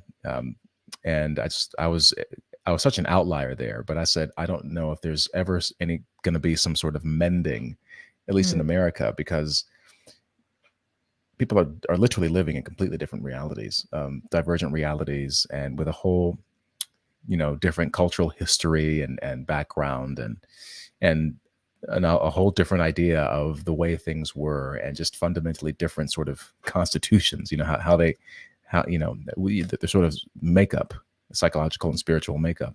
But I was like, man, I don't know how you bridge this divide, but maybe the solution is people just, you know, working on being their best selves, honestly, and building tight-knit communities. And, you know, as an artist, I say people should indulge as much as they can with whatever their creative impulse is. I mean, I think everyone has one, even if it's just doodling in the margins of some notes you're doing, or, you know, you're writing poems or song lyrics. No one has to see them. You don't have to share them, but indulging in that sort of creative impulse, especially if you're a man, honestly, can help you really not just channel your emotions, but, you know, just learn how to become comfortable with yourself as a fully integrated being. And, you know, there's all kinds of things I think that could be done on an individual level. You know, people engaging in their sort of creative faculties can be one of those things, you know, or learning, or maybe that creativity is engaged via learning some kind of a skill or a hobby or something like that. But something where that you're improving your own life and you're serving others. Maybe that's, if more of us concentrated on that and less on the sort of divisive stuff, maybe that's sort of the next wave. Now we've gone through the anti-SJW wave, we've gone through the anti-woke wave, and now maybe we're moving into this phase of like, okay, let's make some cool stuff and just be as you know, and be cool people, and we'll meet other cool people, and people out there have money despite how bad the economy is, and we can pool our money together and our resources and make cool stuff. And guess what, man? Like you could post it on X, not Twitter, but X, and, you know, and share it with the world, or post it to this platform and share it. You know, it's so, you know, things. I think if you listen to all that noise, man, this is what I was telling to you earlier, that I just was like pulled away from all this stuff because it's so easy to get caught up in it, and just it can make you literally crazy. Yeah. Just, you know, just kind of think, you know, life especially if you're in a developed country, man, it's like life could be like So there's much there's this active campaign to scare the crap out of you every day. I mean, they're doing it with the weather now. They just finished doing it with the virus. They did it with Trump. They're doing it with the weather now. And They want COVID to come back too, guys. That's the other thing. yeah, I mean, They want that to come back. they're trying to turn us into a society full of hypochondriacs and agoraphobics. And we have to fight back against that by, embracing freedom, embracing our sensuality, embracing our creativity, embracing goodness, embracing beauty again, truth, authenticity. And I think artists have a big part to play in that.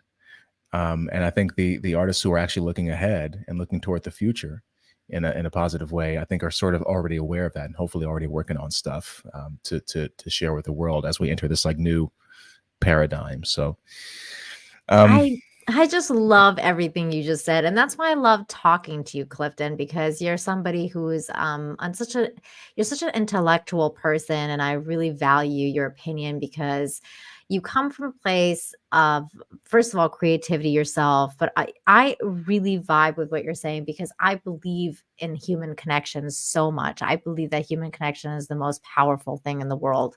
And that's why they wanted to stop it during COVID. They were like, you guys got to stay away from each other, well, because that is. I got to say, because that's one of the things that began to sort of, wake me out of it, because I was definitely in the COVIDian camp for the first few months of 2020. And, I'm masking and wearing gloves, I'm getting ridiculed on the subway because I'm one of the few people who's doing it. You know what I mean? So I was totally on board with it. But over time, and I became very frustrated with the artists, especially the actors. We're supposed to be conduits and vessels, right, of the human condition. That's our job our job is to understand what living is. That literally is our job. You know what I mean? Yeah. And these people just straight up abandoned all of that. And they were so willing to throw it all away, and I said, people can't live like this forever. People aren't meant to live like this forever. They're not meant to not see, they're not meant to not see faces. I mean, we're locking down playgrounds where children were playing with their parents and they were, like they were out of work, but they were bonding, they were creating all these moments together. And it's these sort of intangible things that artists should be fully aware of, these emotionally and spiritually rich experiences. Yeah. And, when the pandemic happened, to see artists completely abandon all of that. I mean, that's what really began to turn me. I was like, people can't live like this forever, and to be isolated and depressed. And, you close, if you were in New York, they closed the gyms for 6 months. They kept closing down parks. There's more to life than hiding away from one particular highly treatable, highly survivable virus. And artists should have been on the forefront of people who were saying, no, life is worth living. Life must go on. Life, and freedom. And don't, you can't have some official come in and tell you what to put inside your body. Are you kidding me? The artist should have been screaming from the rafters. And the irony is, this goes back to the sort of, Sam Jackson's comments about what happened in the entertainment industry once Trump got elected, because I mean, it's true. These people really became like literally deranged. It was unbelievable to watch up close how unhinged people became. TBS.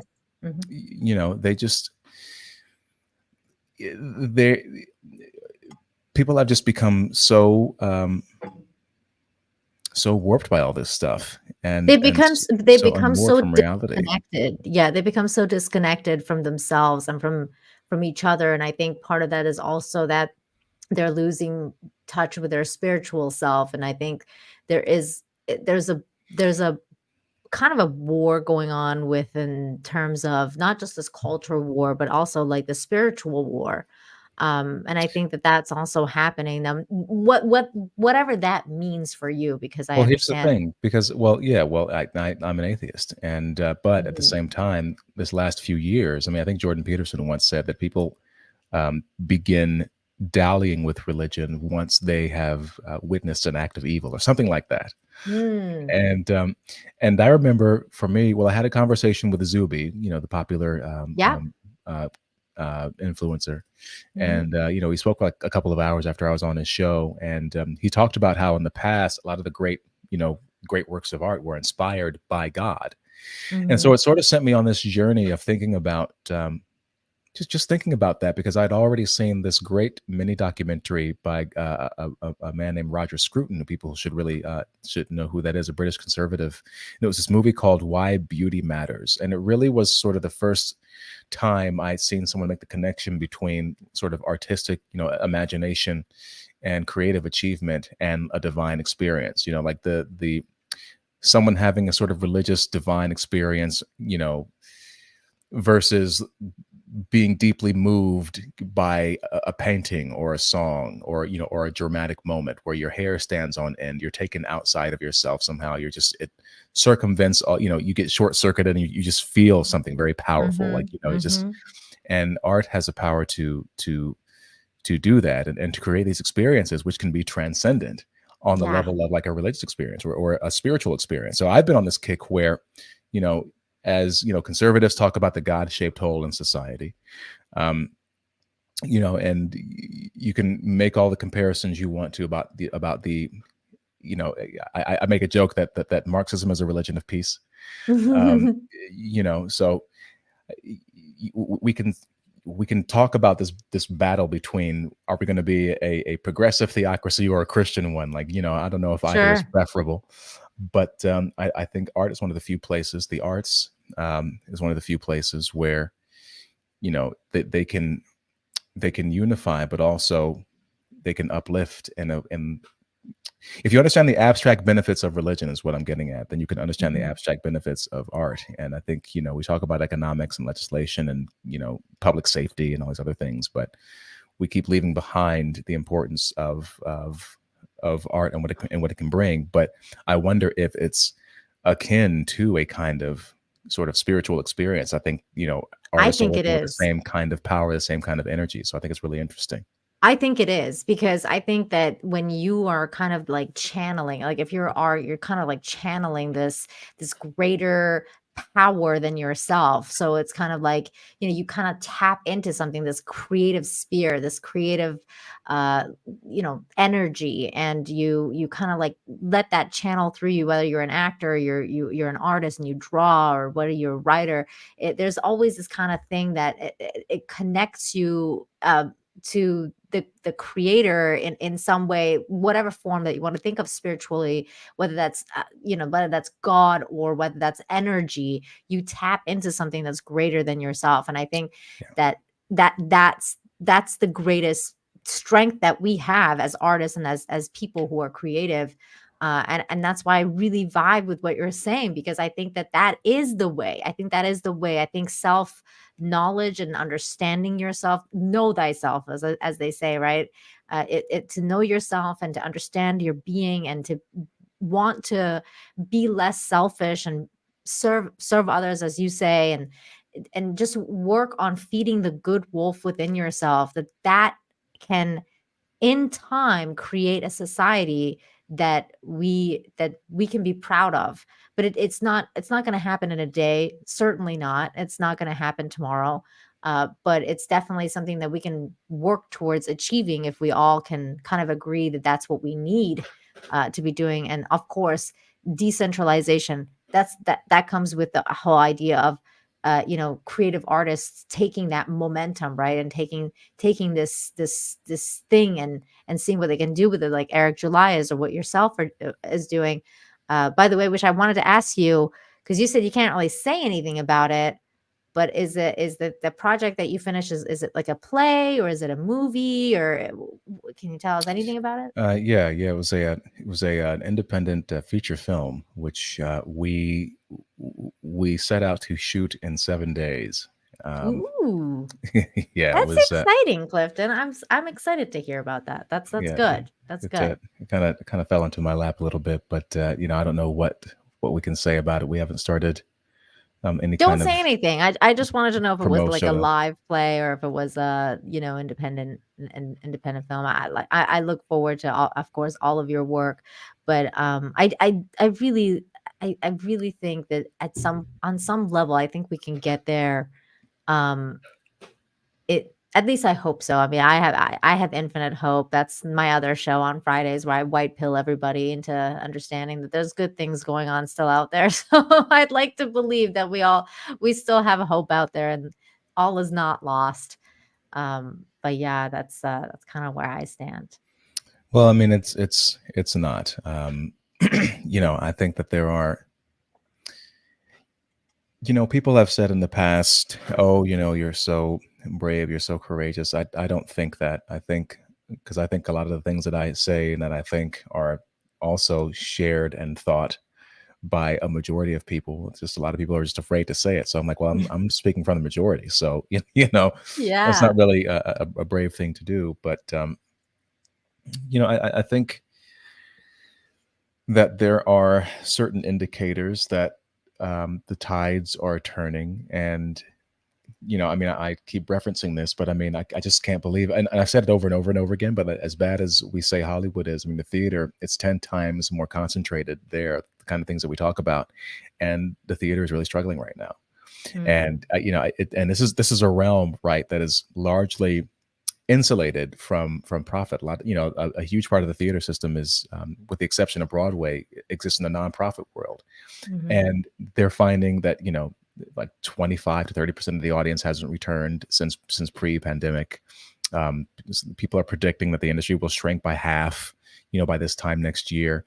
They're saying that people aren't making donations anymore. And I'm thinking to myself, that's funny because I see these popular YouTubers who are getting super chats and donations at hundreds of dollars, daily. So money's out there. People are going to see these other influencers. They're going to see other live events. They're just not going to see your stuff.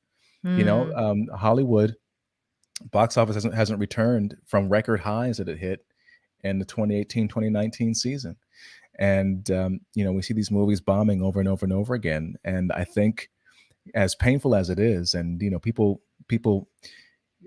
it's not just the people in front of the cameras that you have to be concerned about. We've stayed behind for credits before the movies, right? A lot of people get jobs when the film industry is doing well and thriving, right? It's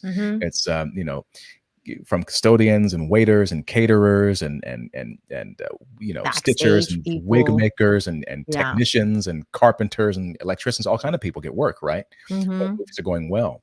So, but at the same time, the series of failures and also what movies are succeeding, I think is a strong indicator that people are kind of fed up with the nonsense, and they're supporting what they want to support, and it's good stuff. Like I said before, I'm glad we're talking about Barbie and that we're talking about Oppenheimer. People, I mean, Sound of Freedom has come out of nowhere and really That was a good one too. shocked people. So again, like I said before, man, these referenced before, these studios, I mean, people are popping up and really, really putting serious money in cities like Atlanta, for instance.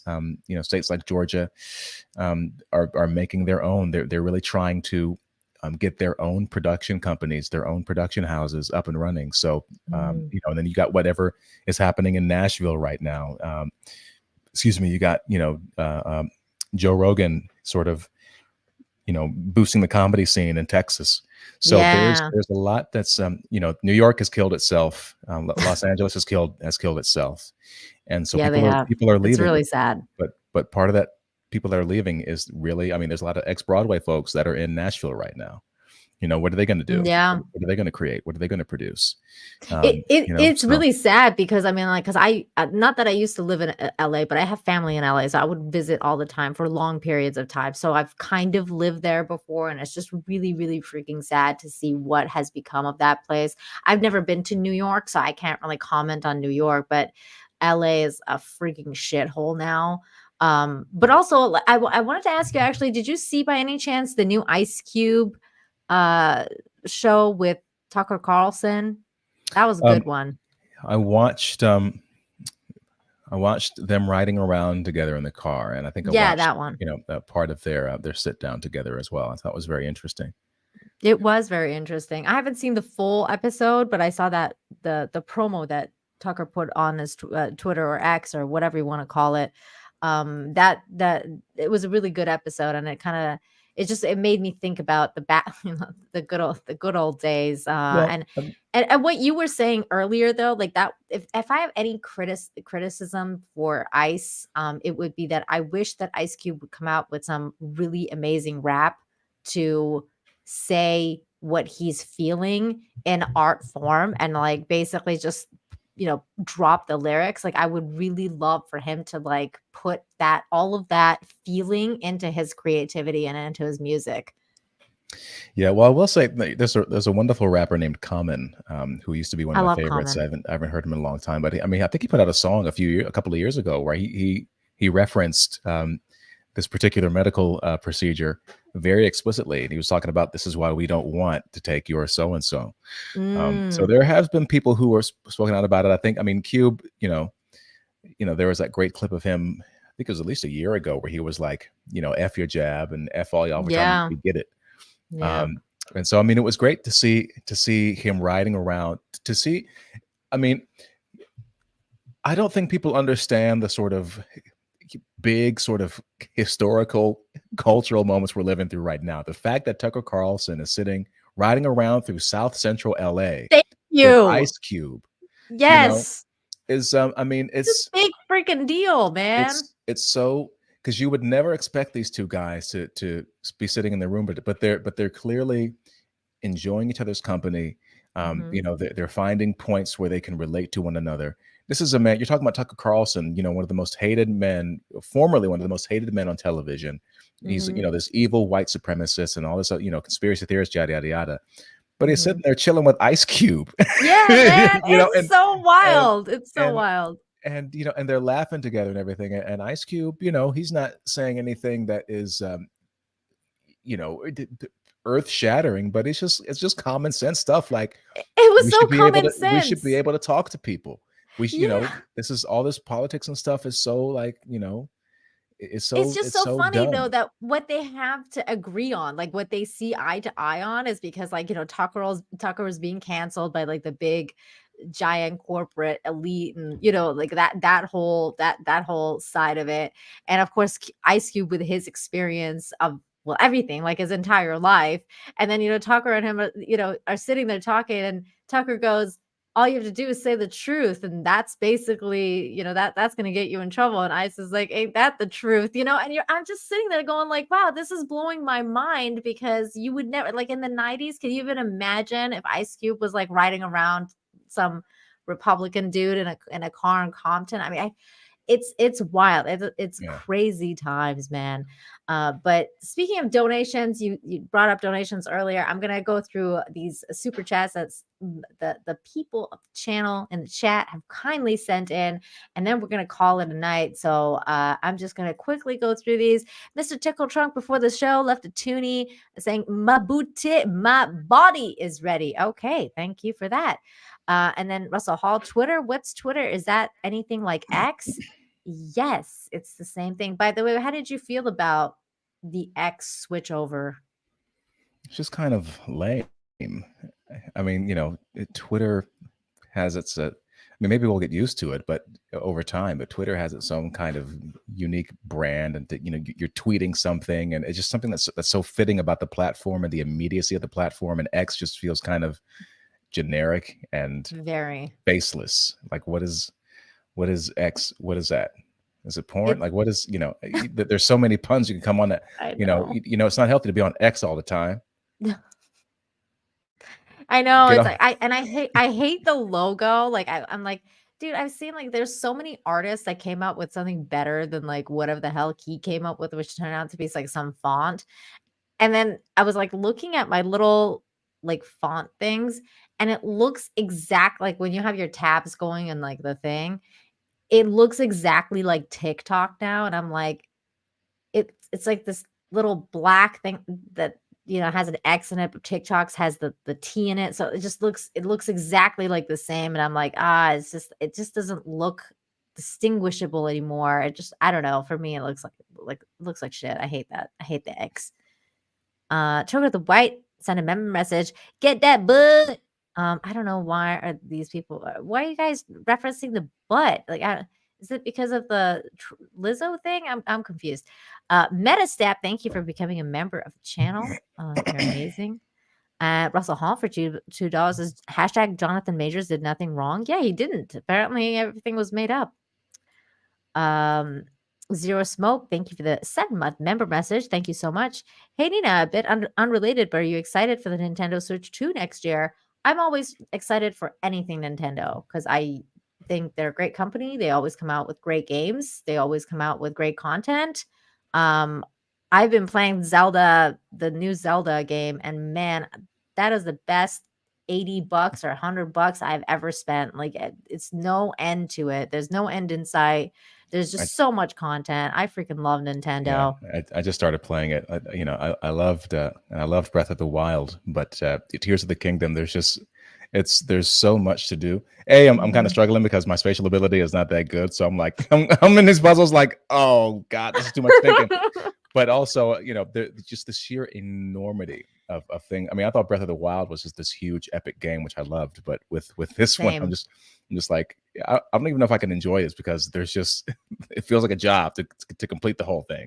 There's so much to do. And I mean, like, but it's one of those things where I think like you can just keep playing it, like no matter how long it takes you, you could just like one day just do this one mission and then the next day, and it'll just keep going until forever. That's why I'm like, it's the best $100 I ever spent, because I recently played Jedi Survivor, the new game by EA. And man, like compared to this, that game sucked. That game sucked compared to this. It's like, what, 20, 30 hours of gameplay, really shitty gameplay, like not as great of puzzles. The world is not nearly as big, and it's all glitchy and it has all these problems. And Nintendo never has any problems. So it's just definitely, it's a much better platform. It's a much better company. And this game is just way better than anything I've experienced in modern gaming recently. For a long time. So Switch 2, I'm excited. I'm always excited for anything Nintendo does. Brez Monkey, thank you for giving 5 memberships to the chat right now. You also sent a super sticker. Thank you very much for that. And Wolf Spain for $2 says she's done with Castro son bullshit. Proud of her. That's good. Yes. Yeah. Clifton, let me ask something. Uh-oh. 2 questions. Oh shit. One, do you actually, okay, I got 2 questions. One is about Trudeau. Do you actually think he's Castro's son? Dude, he looks just like Fidel Castro. I'm sorry. He looks nothing like Pierre Trudeau. He looks nothing like Pierre Trudeau. He looks like Fidel Castro. Sorry. He does. Okay. Does. Okay. I think so too. I think he's Castro's son. My other question is, do you think Michelle Obama is the man? No, I mean, come on. I so hate that shit when people, Big Mike, you know what I mean? Big Mike. I mean, man, I've been going down a rabbit hole and I don't know what to think anymore. Okay. Like because some people have told me that she's a dude and I'm like, nah, come on. Like, no, So I started going down this rabbit hole, and now I'm like, maybe she was born like a hermaphrodite or something. Like nobody knows, but she did look like a dude, like way back in the day. So I don't know. Like I'm stuck now. I'm like, I don't know. Is it a dude? I can't quite tell. Oh yeah, shit. We can't say hermaphrodites anymore. Did I just cancel myself? Oh no. I think they're like called asexuals or something or I forget what they're called. But that's not. But anyways. I don't know. I just can't tell. But you don't think she's a dude?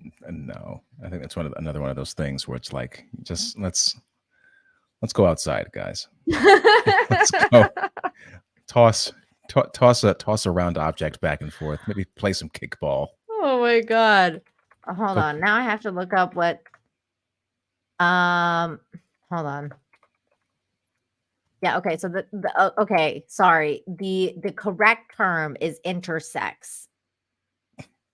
I meant to say intersex, guys. Sorry. Don't get offended over there in the chat.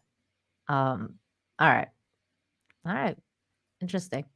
Next super chat. Thank you, Wolf Swain, for $2. Says Hunter has probably been to a lot of HW parties. What's HW? Do we want to know? I don't want to know. You're right. I don't know if I want to know. But thank you for that, Wolfsbane. And with that, we're caught up on to the super chat. So thank you again, Clifton, for being here tonight. You've been fantastic.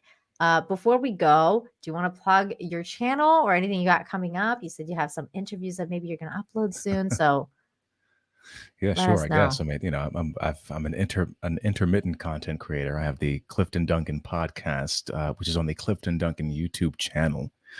We got, I think, about 51 episodes of the Hollywood. There we go. We've got about 51 episodes right now of the podcast about which are fascinating conversations with art, entertainment, culture, and about art, entertainment, culture, and society. Trying to get some more interesting guests now, get things kind of revved up, and I have some some old episodes to release as well that you should be looking out for. And yeah, just just stay tuned, and we'll try to use the YouTube channel in some really interesting ways. But you know, for the time being, I'm just sort of you know, like I said, hibernating and you know, not trying to figure out what my focus is. So, but if you want to find me, I'm out there. You can also find me on I was going to say Twitter. You can find me on X. I'm going to keep calling it Twitter. I'm not calling it X. I'm not doing that. No. Yeah. Maybe he'll change it back. If we keep calling it Twitter, maybe he'll be like, oh man, nobody's coming on board with this. Maybe I'll just switch it back to Twitter or something. I don't know. Yeah. Well, you can find me on X, shawty, at Clifton A. Duncan. I'm always on X. Oh my God. You can find me on your X. That sounds so bad. I enjoy, well, Nina, let's get offline first. You can, I'll always have a good time on X. I always have a good time when I'm on X. I love X. X is great. Way back in the day, you know, X on the beach. Yeah, X on the beach, X at the parties and the raves. A lot of good stuff with X.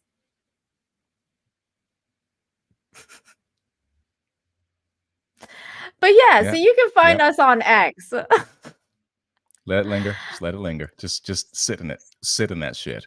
Oh my God. All of Clifton's links is in the description down below, including his Rumble. By the way, Rumble, you guys are fantastic. Thank you for watching over there. If you were watching over there, I appreciate you guys over on Rumble. Rumble's great, doing great things. You gotta get on Rumble. Rumble's fantastic.